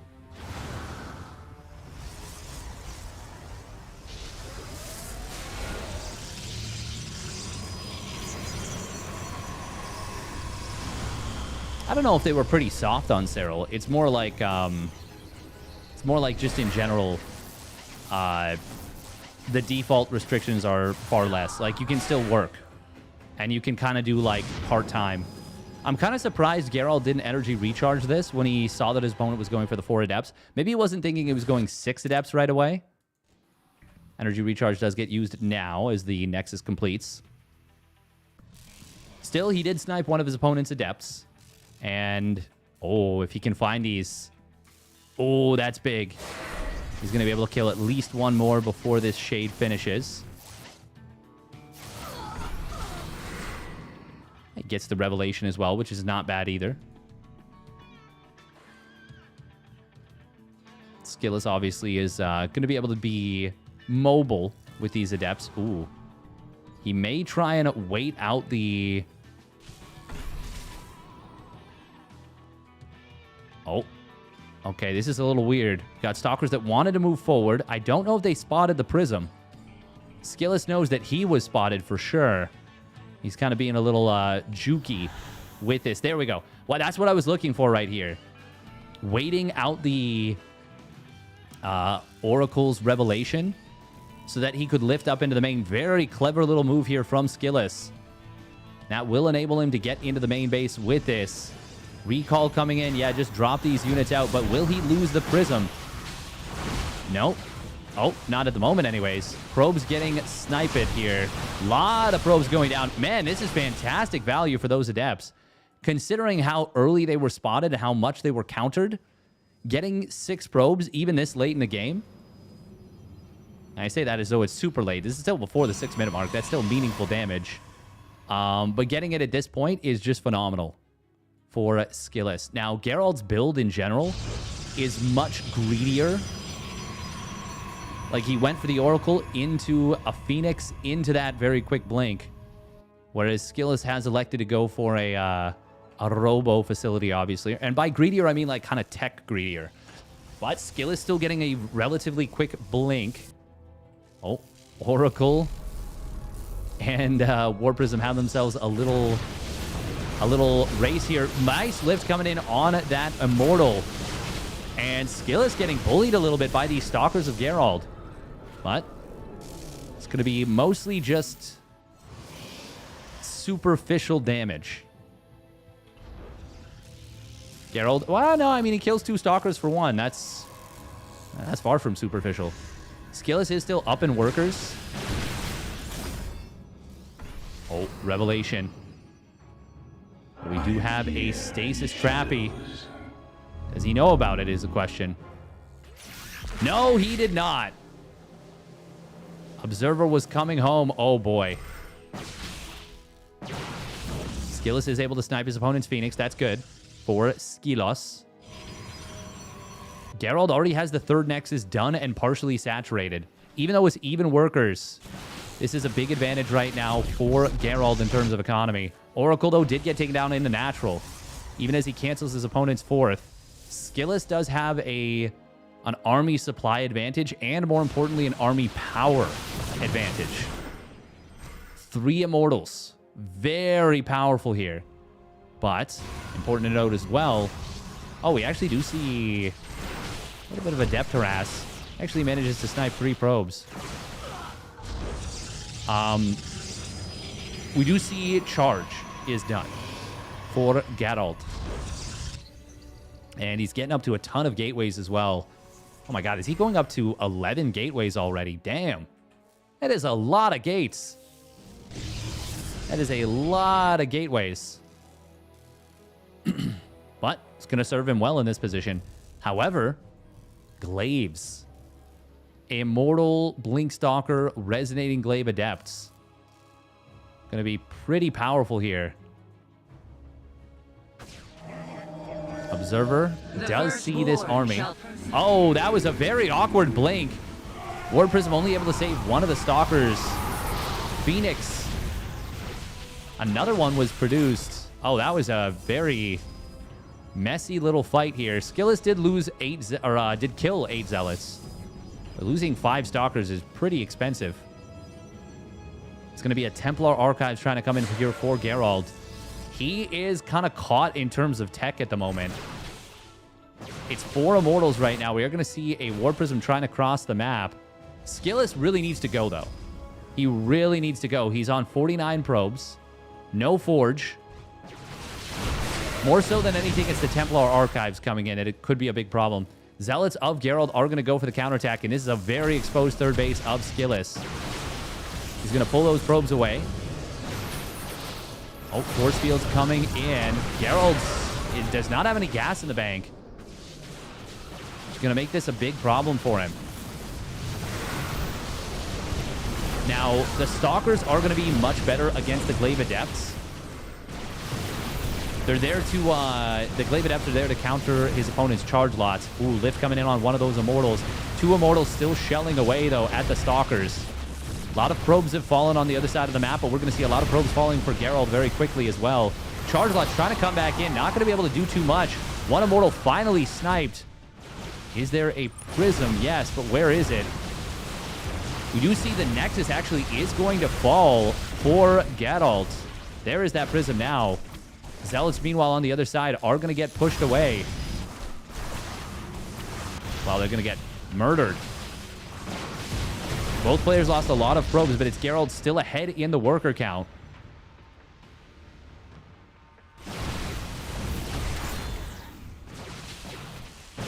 Stalkers, pure Stalker doing what it can right now. More Adepts kind of coming in from across the map. This is very, very close. But the army power of Skillus is undeniable. And, oh, he snipes the prism. That's big for Geralt. But will it cost him too much? At the moment, it looks like the answer is no.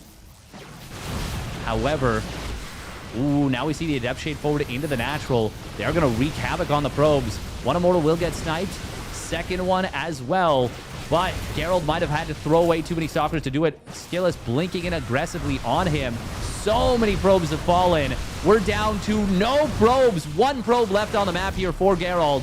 And that is not going to cut it at this point. Skillus literally just needs to escape with any units. But I don't even think he needs to. He's got too much. He is going to win this game right here. The Glaive Adepts getting it done here for Skillus. Geralt on a single probe and no hope. GG.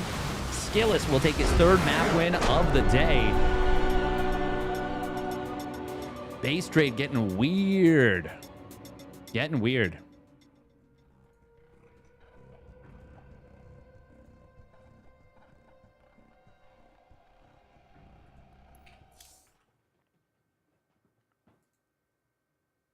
Oh my God.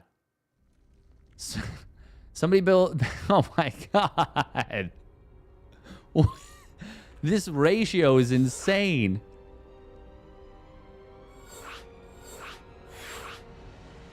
Corrupt Reality getting the biggest payout relative to money put in I think I've ever seen.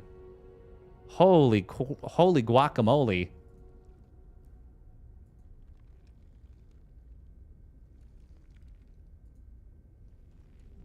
Someone got bored with that pin? Yeah, I think so. Jumi being a little cheeky. All right, next up is going to be Nikoract. Nikoract. Challenging.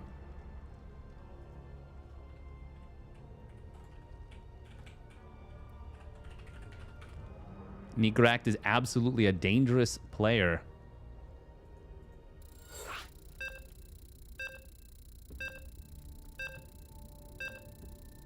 You know what I think makes players like Dark and Cham scarier?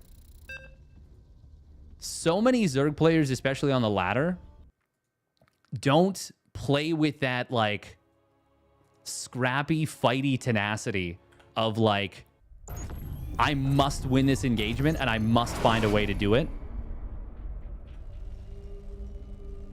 Even when the odds are insanely stacked against you. And I think that's why Hero has become the best Protoss player in the world, is he plays against Dark doing that all the time. So Hero is now used to being like, no, I can't put a sentry out of position. I can't put a... I can't have X unit out of position. Which is funny because we think of Hero and we're like, oh man, he makes all these mistakes. But he also plays like very clean execution for a lot of what he does.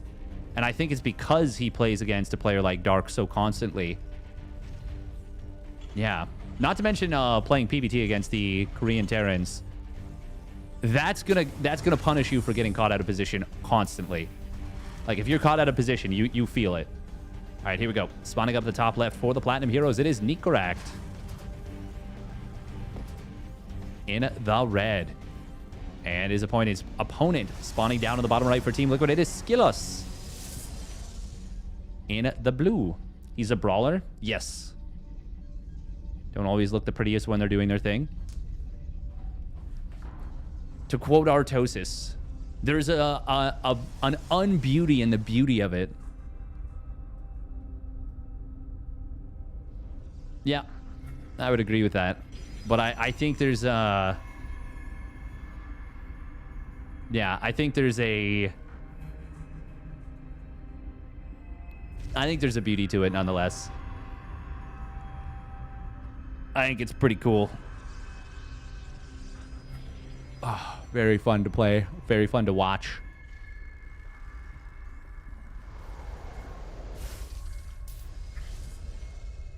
Finding ways to win fights that you shouldn't be able to win is really cool. Is it just me or is that Cybercore 2 seconds late out of Skilos? This was not a... Was this a Gate Nexus?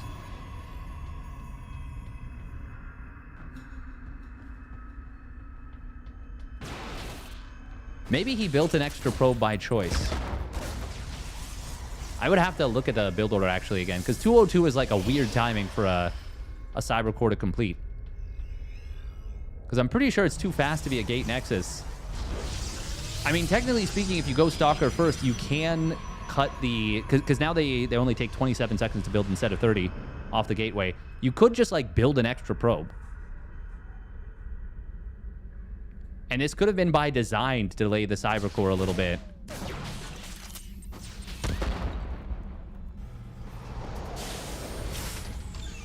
But, like, get an extra probe out.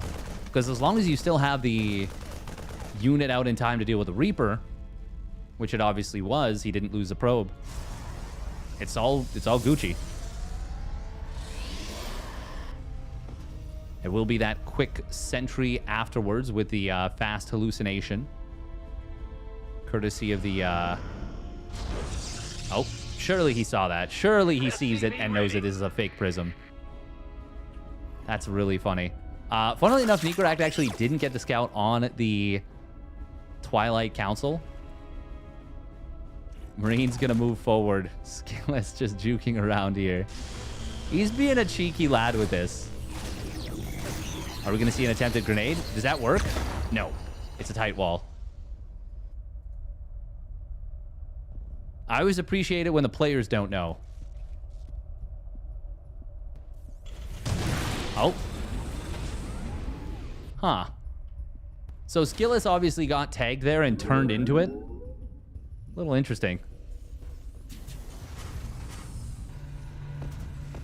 Just different branches on the decision tree. I would say, yeah, if anything, it's more difficult to do it yourself because you have to be the one that figures out how it works.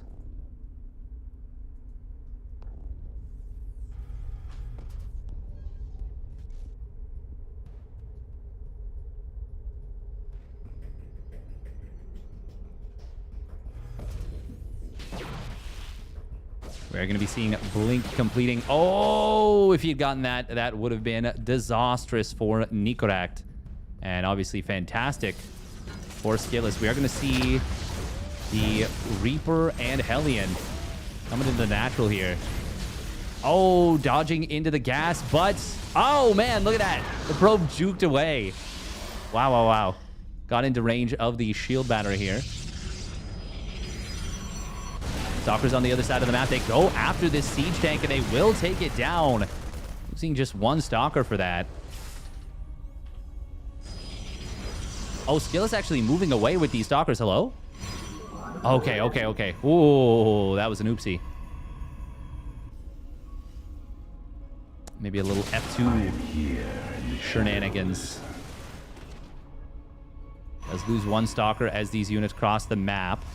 Shield battery being set up in the main base. We've got a very quick Templar Archives. Skillet. Did he manage to snipe the Banshee? No, no, no. But he did send it packing. However, he loses another couple Stalkers. This is actually kind of awkward for Skillet. Kind of expensive. Just now getting the 200 required for starting up that Storm upgrade. But it looks like he is not wanting to do so just yet. Oh, he is not mining from these gases at the natural. Hello? There we go. I was like, man, why is he not starting Storm? And why does he have so little gas? Well, the answer is quite simple. He was mining off about half the gas he should have been for a very long time. Maybe wanted to prioritize mineral income. Research complete. Blink, blink, blink. Assault data. Oh, that... Ooh. Now, granted, it's hard to instantly react, but that was a mistake from Nikarak that could have cost him dearly. I really think he should have sent this home from the get-go. Forge and a couple more gateways coming in here for Skillus. It's going to bring him up to 10 gates when everything comes online. Where is the Templar?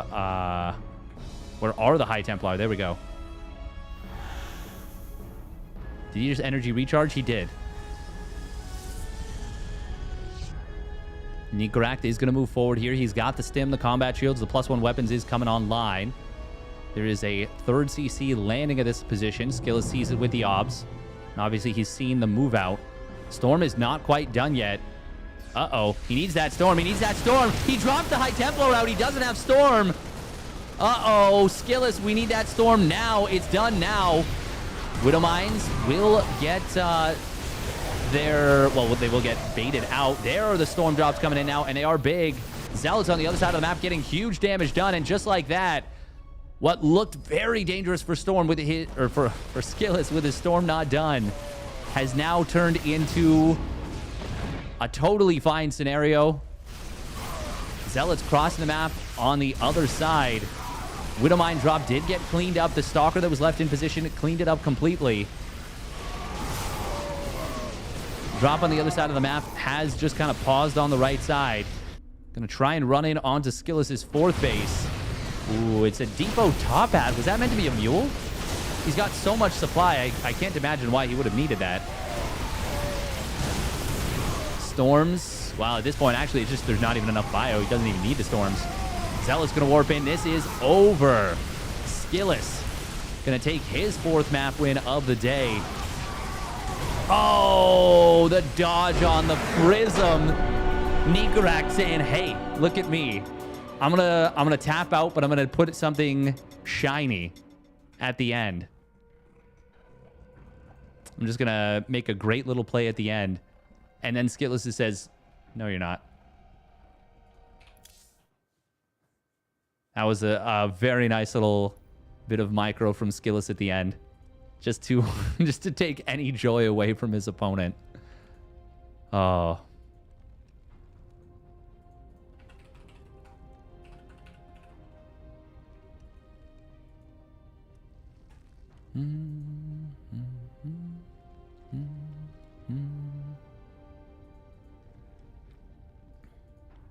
Most players don't remember how players win. That's true. That is true. Results-oriented thinking can get you into some weird positions where you're like... It can make for some pretty strange assertions about balance.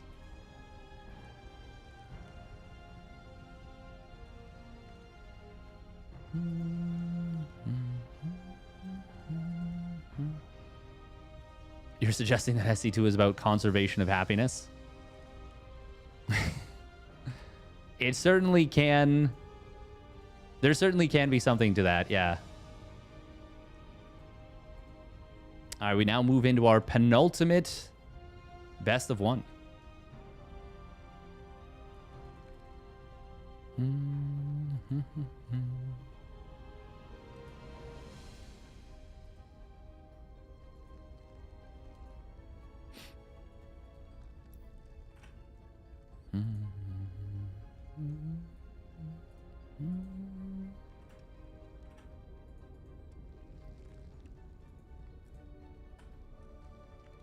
Oh.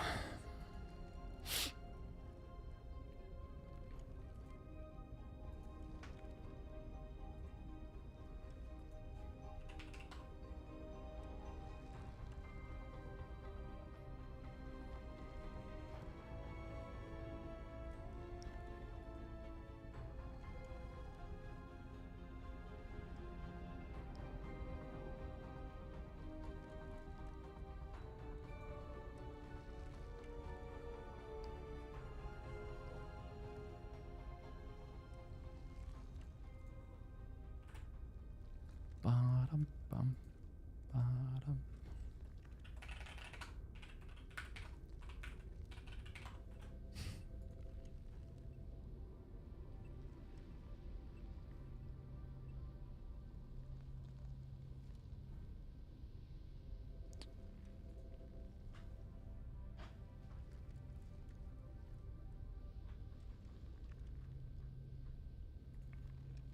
All nerfs in SC2 history are reverted. Which SC2 race is the strongest?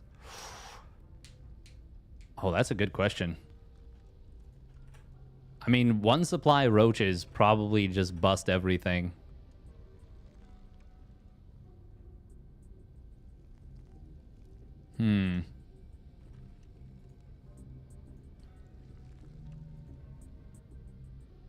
It also suggests that SE2 is a misery machine that channels happiness to a small cohort of people, and the vast majority become miserable. Yeah, yeah. It's a yep. Mutas versus Void Ray meta would suck.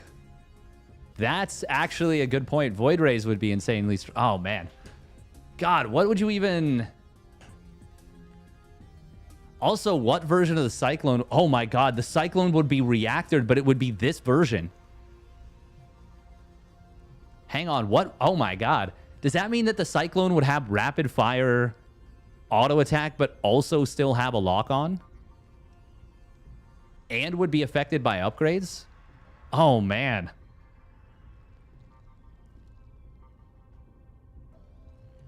Now, hatcheries and queens would be cheaper. Would that even matter, though? Tunneling Claw roaches would be stronger. Infestors would be insane. They would have their perma lockdown. Oh, but High Templar would have Kaidaran Amulet. But oh my god, everything would just be so busted. Everything would be so busted. Ravens would have anti-armor, but also do damage. Terran Mass Reaper. Terran Mass Reaper would be really strong. Really, really strong. Yeah, I don't even know. I don't even know what would be the most OP. Also, welcome, Bruno.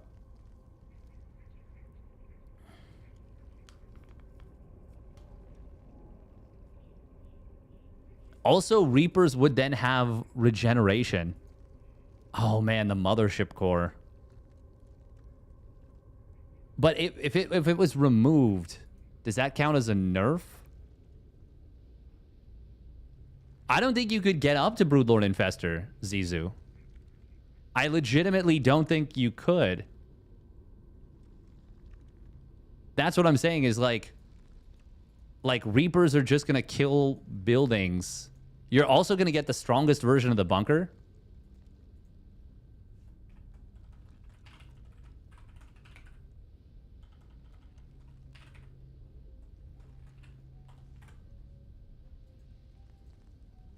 Oh, the original Adept. Oh my god, yeah, it's gonna start with Resonating Glaives, basically. Oh man. It's also doing 23 damage a shot as opposed to 22. So it's two-shotting Marines.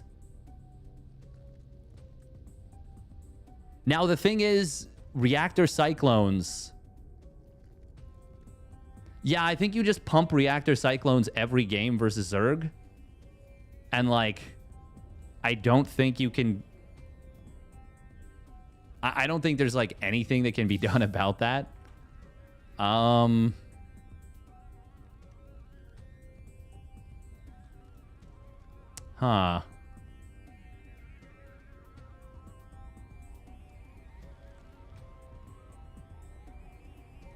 Oh, wow. Adepts also are going to have 90 HP, 90 shields.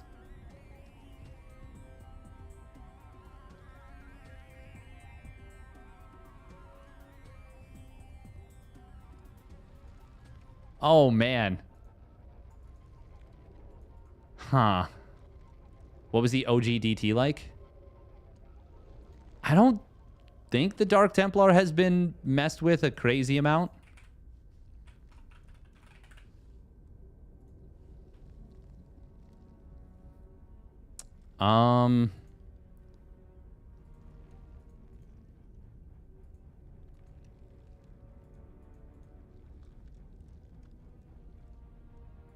Yeah, no, it hasn't been changed a crazy amount.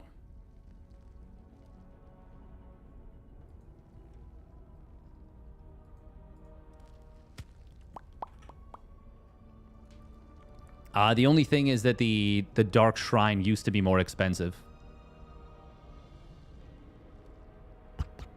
Unless, hang on, actually, that might be a lie, because there's a thing for Dark Templar Legacy of the Void. Dark Templar Expand versus Dark Templar Wings of Liberty and Heart of the Swarm. Okay. Armor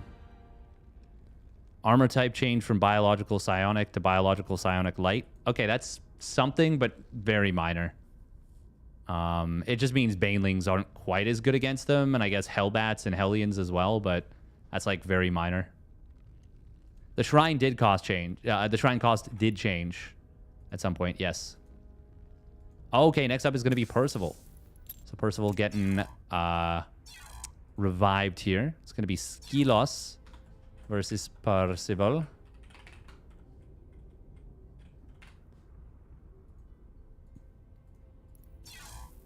For a little while, we had more ZVZs than PVTs.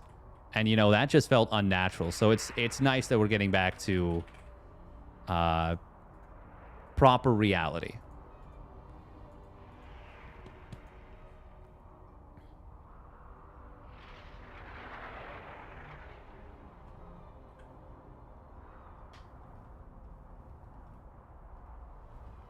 We actually had more ZVZs than PvPs even. We have more Actually, the matchup that will be played the most today, unless Skillis wins this one and then he plays another Terran, or Percival wins this one and he plays another Protoss. No, actually, regardless, it'll be 5 ZVPs on the day. Yeah. With Zerg winning 4 of them. Crazy. Crazy cupcakes. Oh.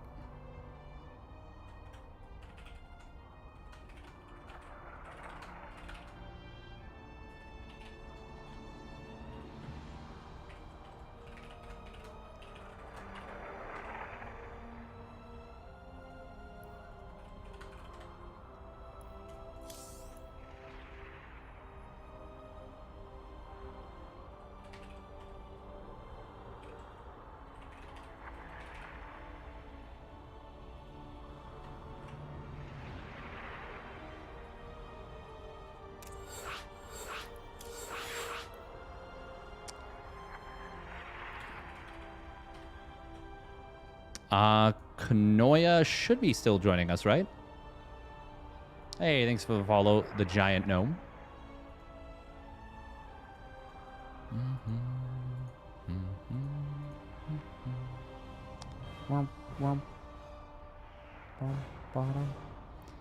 What other units? Did the Ravager ever have more damage than it does now?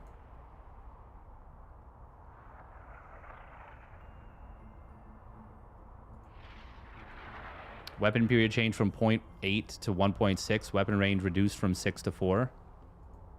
Weapon range increased from 4 to 6. Build time increased. Okay, so the... yes, actually the Ravager would be insanely strong. Because it used to attack twice as fast, but it would still have the same range that it does. Oh, Ravagers would be nasty strong, actually. Roach, Legacy of the Void. Patch, Undetected Burrow. It's now going to be more difficult to see Tunneling Claw Roaches as well, and the HP regen is going to be stronger. God, that would actually be kind of a sick mod. Roach, Wings of Liberty.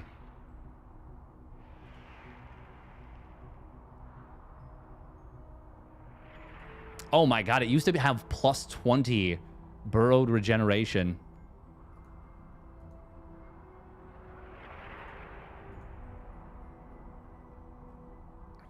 It also used to have higher armor. Used to have 2 base armor. So the Roach would have actually... You know what? I actually don't know that Reapers would have been the be-all, end-all. I think 1 base Roach Ravager Rush for defense would have dealt with it pretty well.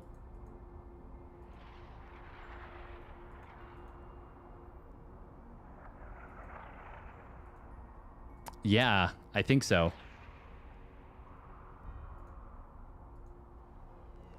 Reapers just kill everything, no? That's what I was thinking. If not, then Roach... Well, that's the other thing, too, is because Roaches are only 1 supply, that means Ravagers are only 2 supply.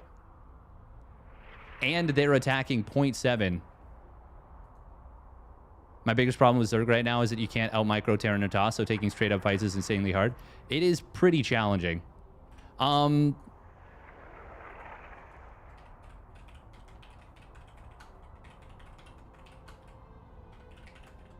Just want to double-check that Kanoya is still joining us.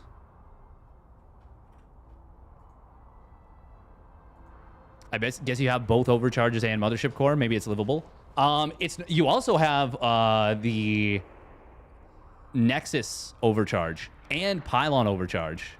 That's the other thing. Depths are turbo OP. They're 90-90. They start with resonating glaives. 90 HP, 90 shields. Start with resonating glaives. They do 23 damage versus light instead of 22.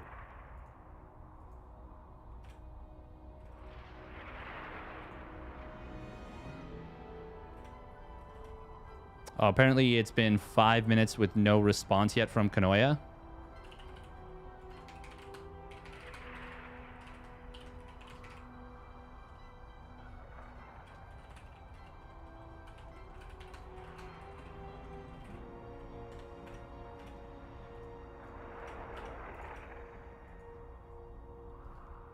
Yeah, you 2-shot Marines, SCV2. Yeah. Is there a patch we're looking at? No. Someone on Reddit just posted an interesting thread. What if all nerfs were reverted, but only so all buffs stay, but all nerfs are reverted? Just kind of a neat kind of like thought experiment, like what race would be the strongest. Just fun to talk about, really.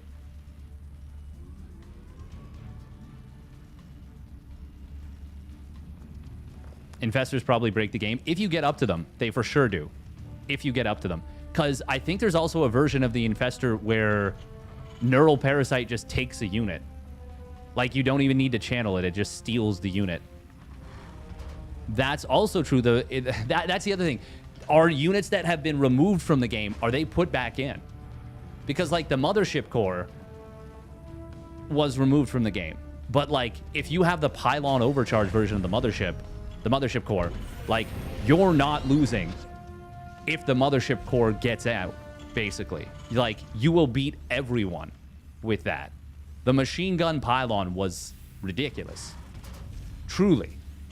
Like, we're talking about the point where you actually are now cannon rushing with pylons. And, like, Terran just doesn't have an answer, I think.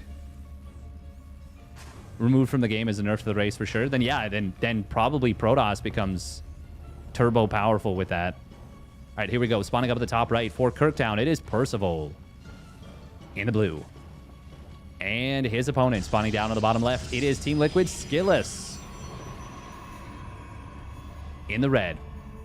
What about Mass Marine Infestor spam? I legitimately don't know if you could get up.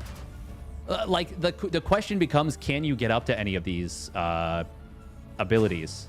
Exactly, what is broken quickest, and can you survive it? And that's why Reapers and Ravagers would be, like, on the table as, like, okay, these are insanely strong. Like, the Ravager, a 0.7 weapon cooldown, like attack cooldown, is going to absolutely Shrek Reapers, you know? Like, you're going to be killing Reapers so fast. And it's only 2 supply for a Ravager now as well. Exactly, Roaches were 1 supply, so the Ravager is only 2 supply. It is a double gas opener from Percival.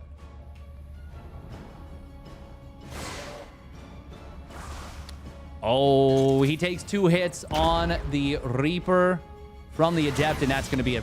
Oh, man, that's so bad for Percival. Oh, double gate. Hello? Skill is taking a page out of SOS's book, maybe. SOS played this, did he play it 3 straight games? Oh my god, if he takes another hit. This time he can get to the high ground.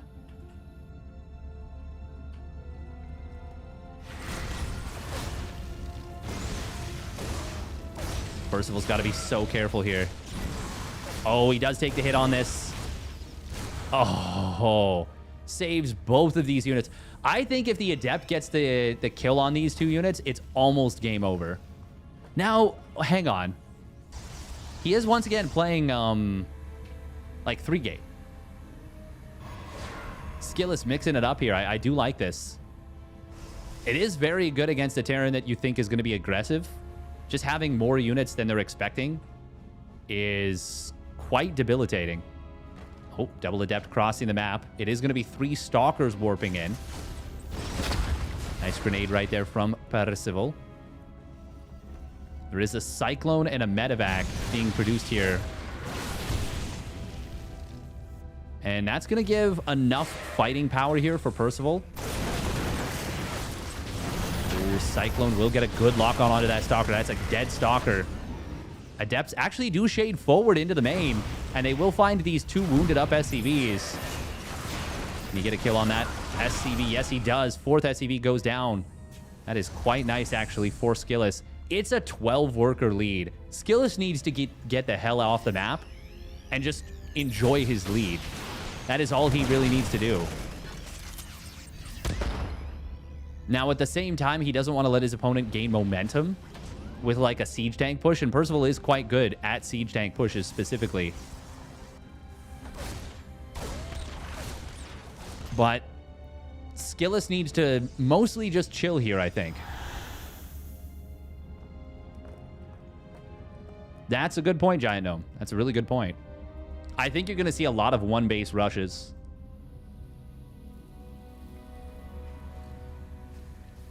Oh, yeah, there are definitely balanced teams. For sure, for sure. We do see a Twilight Council behind us from Skillus. Should be a quick charge.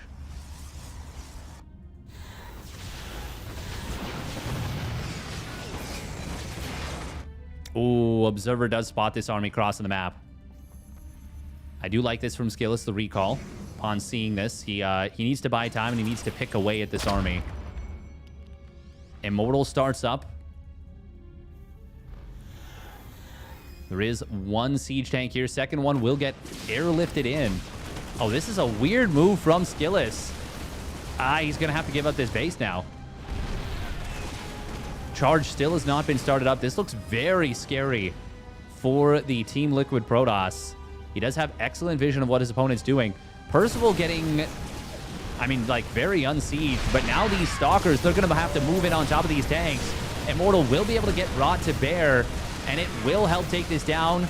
Ultimately, it's going to be expensive, but it will be a cleanup. And the Immortal is, it is surviving for now, but that's a lot of firepower being poured into it. Shield battery has already been overcharged and will end up getting taken, well, drained. Skillus not getting the Stalkers back in position, and that means these Marines move forward way more easily than they should have been able to. Ultimately, this will be a cleanup, but it's a lot more expensive than, well, than it should have been, to be perfectly frank. Good job from Skillus to survive there, but that was a little... That was super messy, honestly. Especially after he sniped to the first 2 tanks.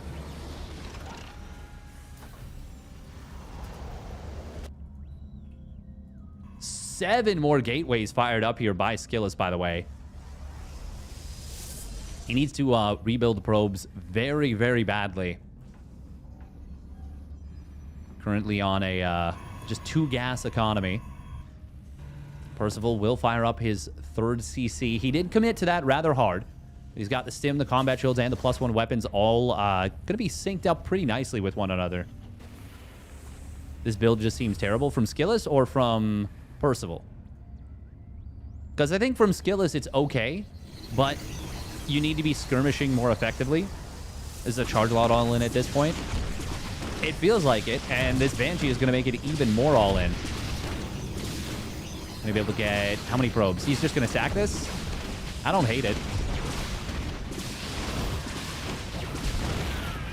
Oh, he didn't target that last probe, so he ends up getting 6 probes. Oh, wow. He's actually fully stopped mining gas here at this point.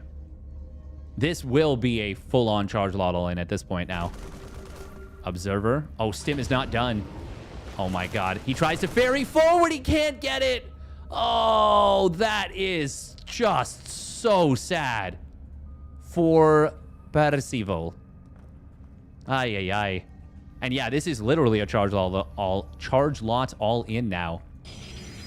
Not even fully saturated on 3 mineral bases. And Percival should see this. It can be a little tricky to see exactly how many workers there are.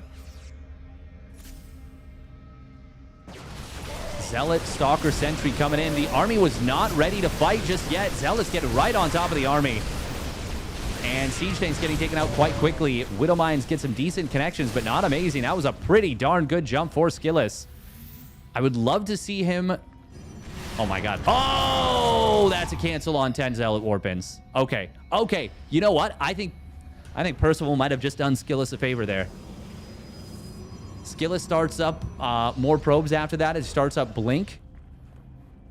Could he have just blasted through with all those Zealots? Maybe. I mean, look at the army supply even now. Well, maybe he didn't do him a favor. I do think Skillus should be transitioning right now, though. Just at least teching up a little bit. Oh, probe's gonna come in. Oh, no, it's... Well, he does bait out one of the Widow Mines. This is gonna turn into a very funky, messy base trade. SCV should be repairing that bunker as soon as possible. Skillus really wants to take this down, and he will get it. Percival will get into the natural. Skillus very quick to pull probes away. Zealot's going to warp in as well. Oh, medevacs are going to get taken down. Are any SCVs out onto the map? The answer is no, I don't think so. And none of them will get out. Oh, Prism is going to get hit here. Blink is in production. It can get denied here. He needs to switch off the production as quickly as possible. Percival, that is. But no chance. No chance. Look at the supplies. Absolutely no chance.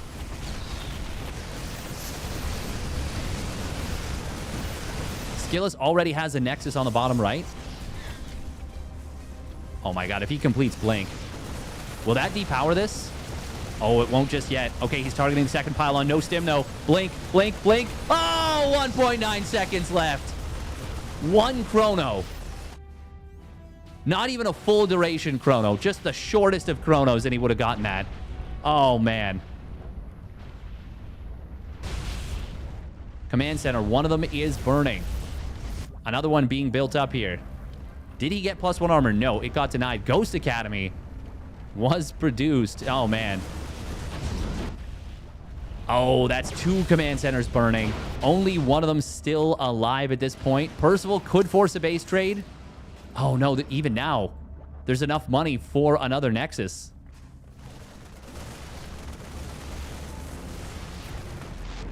I mean, there's just way too many Zealots and Stalkers here. Specifically, Zealots. Oh, nice force field right there. Catching even just 2 bio units is huge. Command center going to be forced to cancel. Yeah. And Percival just taps out. He's got to be frustrated there.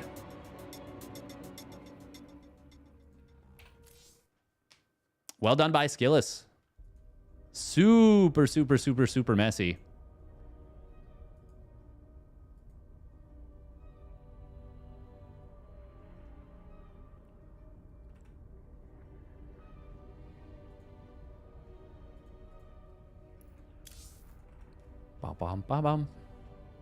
All right, last match of this King of the Hill coming up.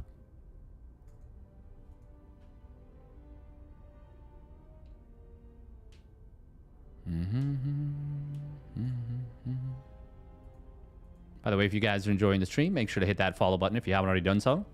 Welcome, Thorn. Charge a lot greater than Man with Gun. All right, it's going to be Seb for the final match of the day. Are you joining us for the last one, Kanoya?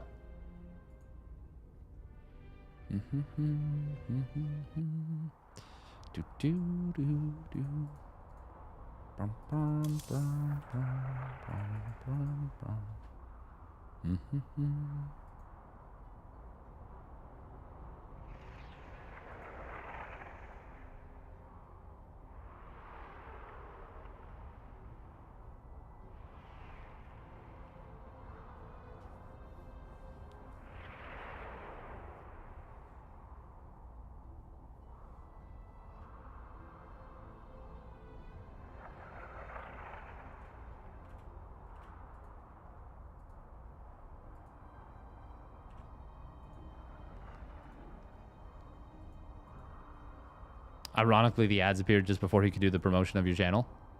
Damn.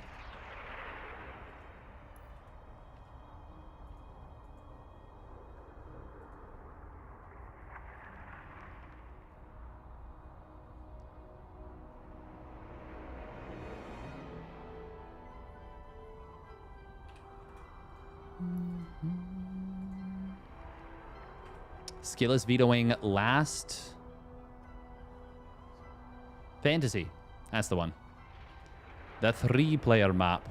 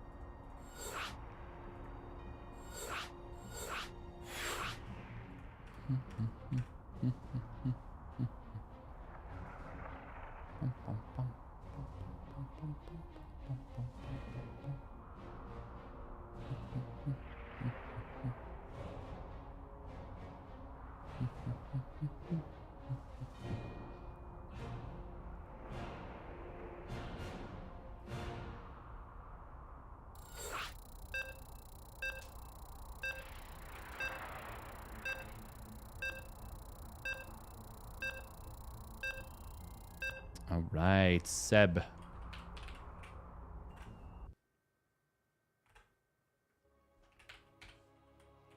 Gonna be a PvP for the final map of the day.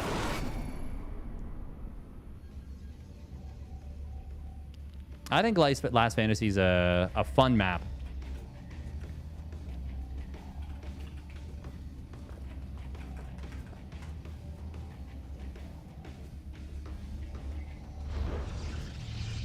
What is this? 5 map wins for Skilless so far? Yes. Yes, it is. All right.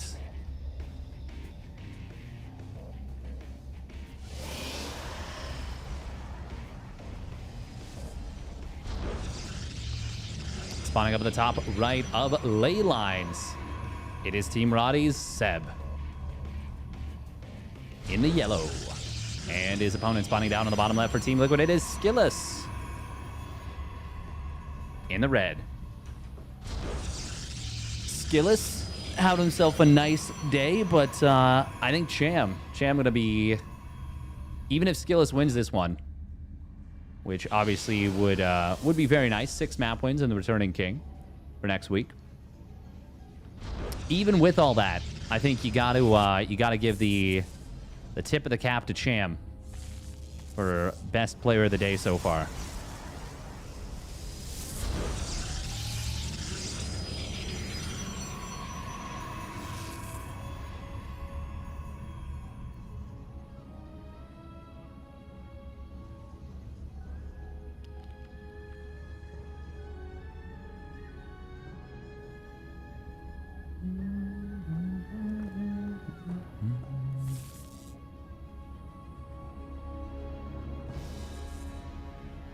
It does look like Skilless. Let's go for a 1-gate expand. Nito.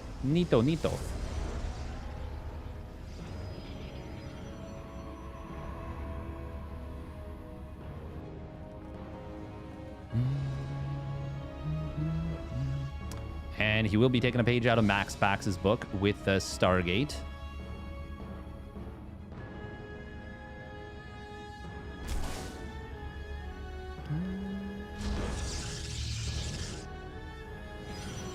Now let's see what Seb goes for. Oh, it's going to be Chrono on Warp Gate. That means there's a very good chance we're going to see some aggression off this. He does have a probe on the natural, but it is continuous Stalker production for now. And there we go. Oh, will this see the pylon? Oh, yes, it will. Adept going to shade to the right side, interestingly. Now, will Skillous go for the Void Ray? No, he's going for the Oracle. Third gate being built at home, and we're almost certainly going to see a fourth gate on the map. Could potentially see just a 3-gate. But at that point, then it's going to be a slow warp pylon. Adept will shade back. Funny little shift click. It takes... There we go. There's that fourth gate. I'm actually kind of surprised he didn't put the third gate here. Maybe there wasn't room for it. Zealot on the other side of the map going to take a lot of damage, as will the first Stalker, actually. This looks very scary already for Skillous. And he loses that Stalker and the Zealot before the shield battery completes. He does lose... Seb loses one of his own Stalkers, but this... I mean, this just looks so difficult. Now, imagine if this was a forward gateway. Now, these Stalkers would already be warped in and already would be starting to join the fight momentarily. But I do think Skillous is just in a ton of trouble. On the other side of the map, though, there's no shield battery. Oh, no, it's so late. And that is going to be a lot of dead probes. Seb. All he needed was to have a shield battery done. And this is almost certainly going to work. But now he needs to push into an overcharged, rather a prismatically aligned Void Ray with 2 full energy shield batteries and an energy recharge available. Loses 7 probes right there. He needs to resaturate his gases. Ay, ay, ay. This looks so promising for Sebezdes.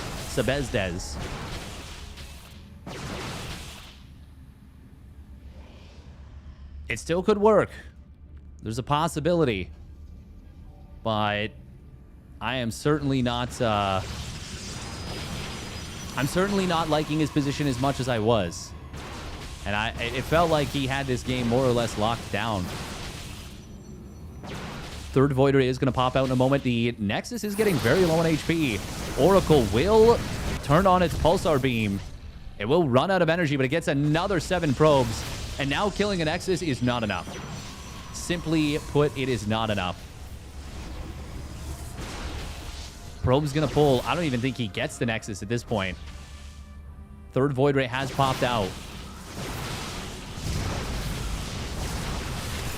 And GG will get called. Skillous defends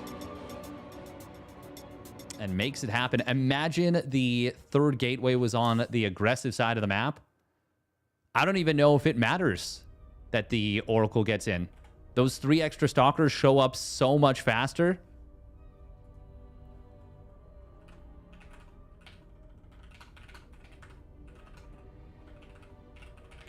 Regardless, it will be Skillous taking this one down. Well done on the defense. Looking good. And he takes his 6th map win of the day. That will bring the OSC King of the Hill to a close for the day. Might play a game or two. We'll see. We'll see. Regardless, I will be right back in just a little bit.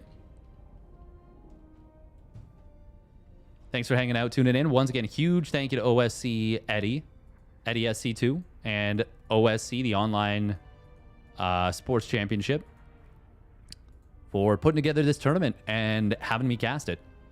All right, I'll be back.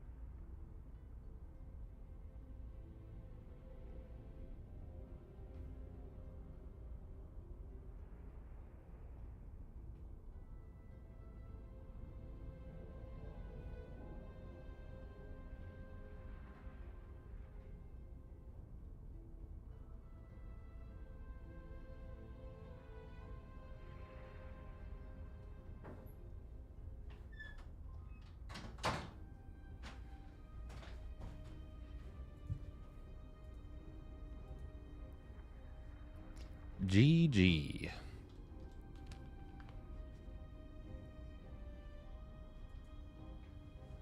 It'd be an interesting thought exercise, a match with no upgrades.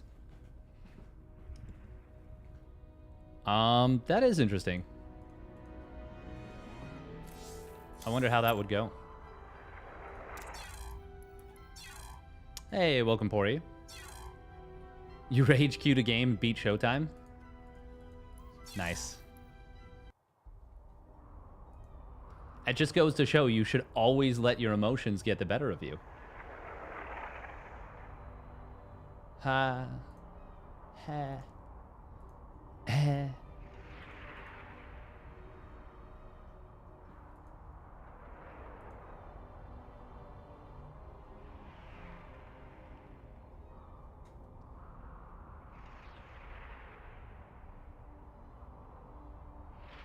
Speaking of rage queuing, I think we'll play maybe just one ladder game. Nice run from Jam. Yeah, really nice run from Jam. I think it will just be one Zerg ladder game today. For real, for real. We will see. You export misery to other players? True.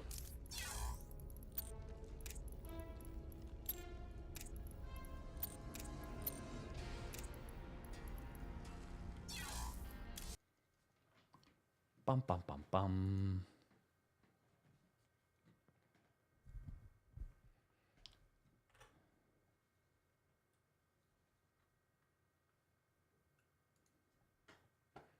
One ladder game TM. Yeah.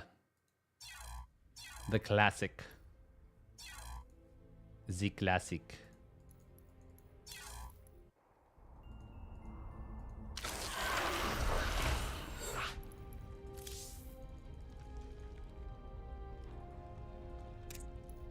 Hell of a run from Cham. Hell of a run from Cham today. He played very, very well. Oh.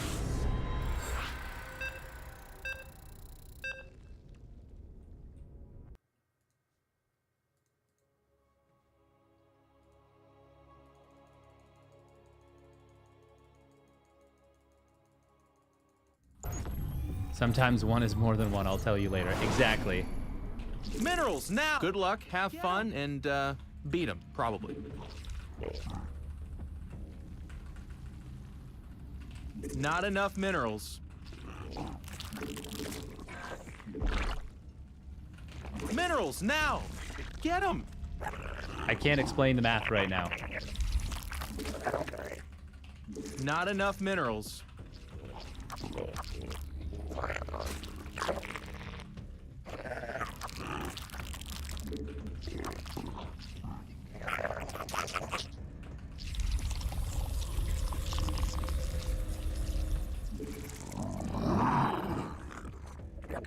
Minerals now! Get them! Not enough minerals. Minerals now! Get them!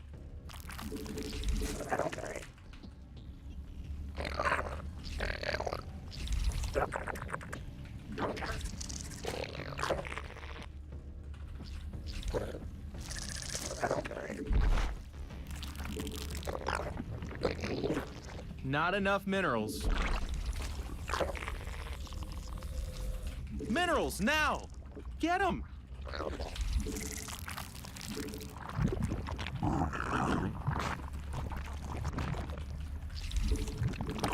That feels like a cannon rush for real.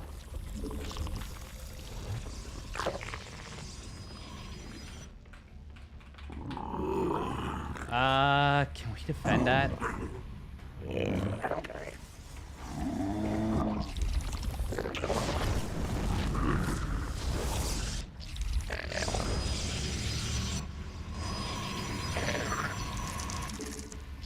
Probably not.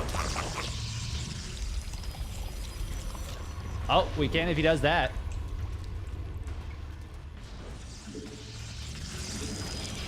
Not enough minerals.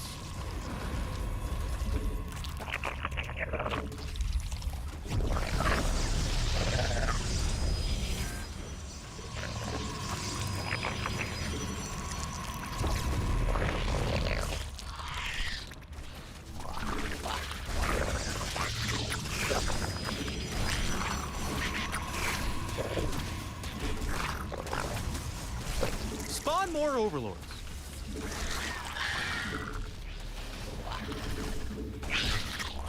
God, we're handling this so poorly.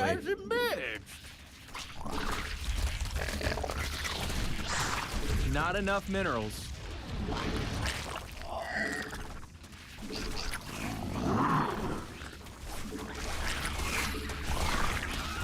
Minerals now. Ah, Get we're 'em. floundering like fucking crazy. Not enough minerals. Why?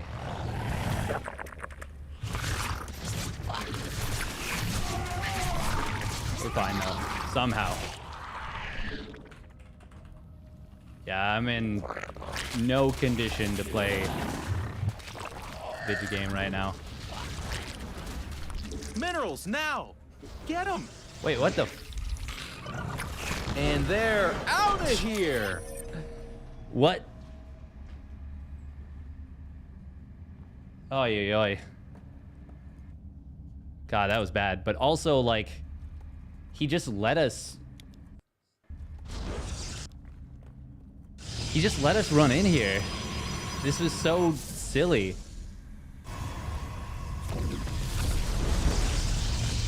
Like, he could have just built...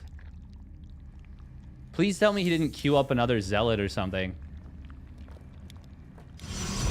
He just... Oh my god. And then he canceled this too. Yeah, this was just really, really bad. This was like insanely greedy out of opponent to not actually wall this. And then the drones come in and he doesn't insta-cancel this to build the pylon. And then he cancels it afterwards. Like, I like defended this very, very badly. May not have thought you could go through the patch there. No, he knew. He knew. He just didn't. Actually, did I even... Could he have even walled that? No, there's no room. Yeah, this was just a bad setup. Not bow and Ann. Yeah, this was definitely not bow and Ann. This cannon rush was not cash money. God, my defense, though, was very, very bad. Very scuffed. Very, very scuffed.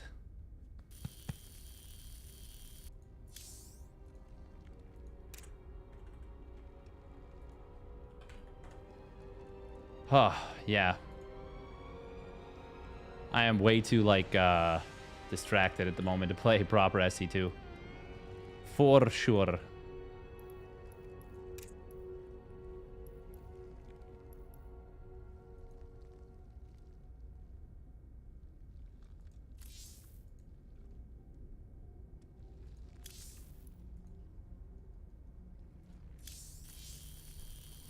Oh, yeah.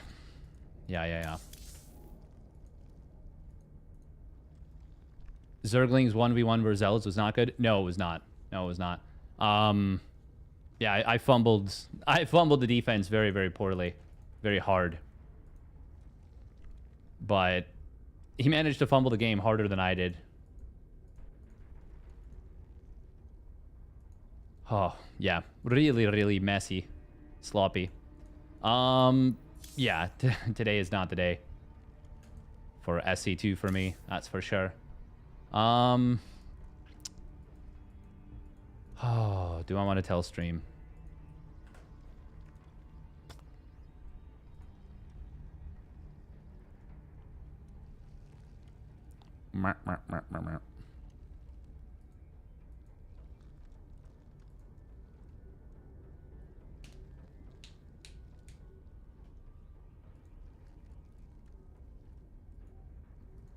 Be yourself. Ha.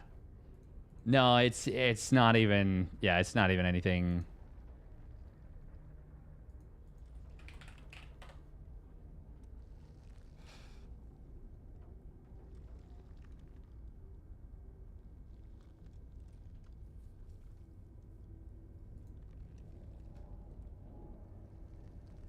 I think I'm gonna say what's up in later.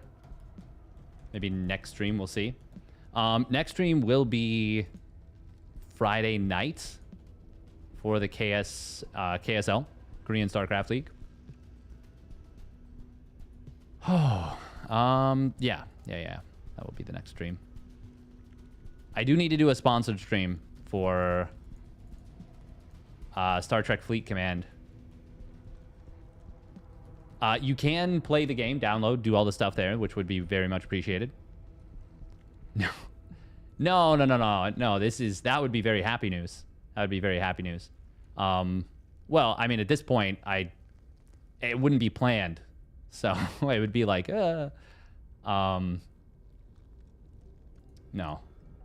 This is sad news. This is sad news for, yeah. But didn't know I had sad news. Yeah. It's a little sucky. It's a little sucky. Oh, looks like Sal just booted up his stream. That's perfect. We'll just we'll raid up Sal.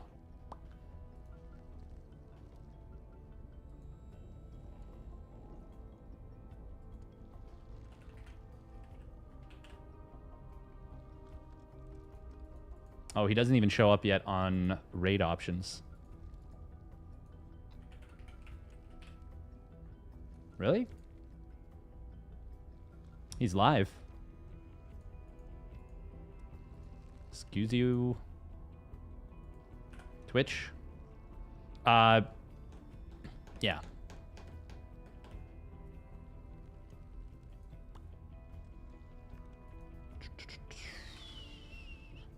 There we go. All right. Stay safe, everybody. I will be back at latest tomorrow night.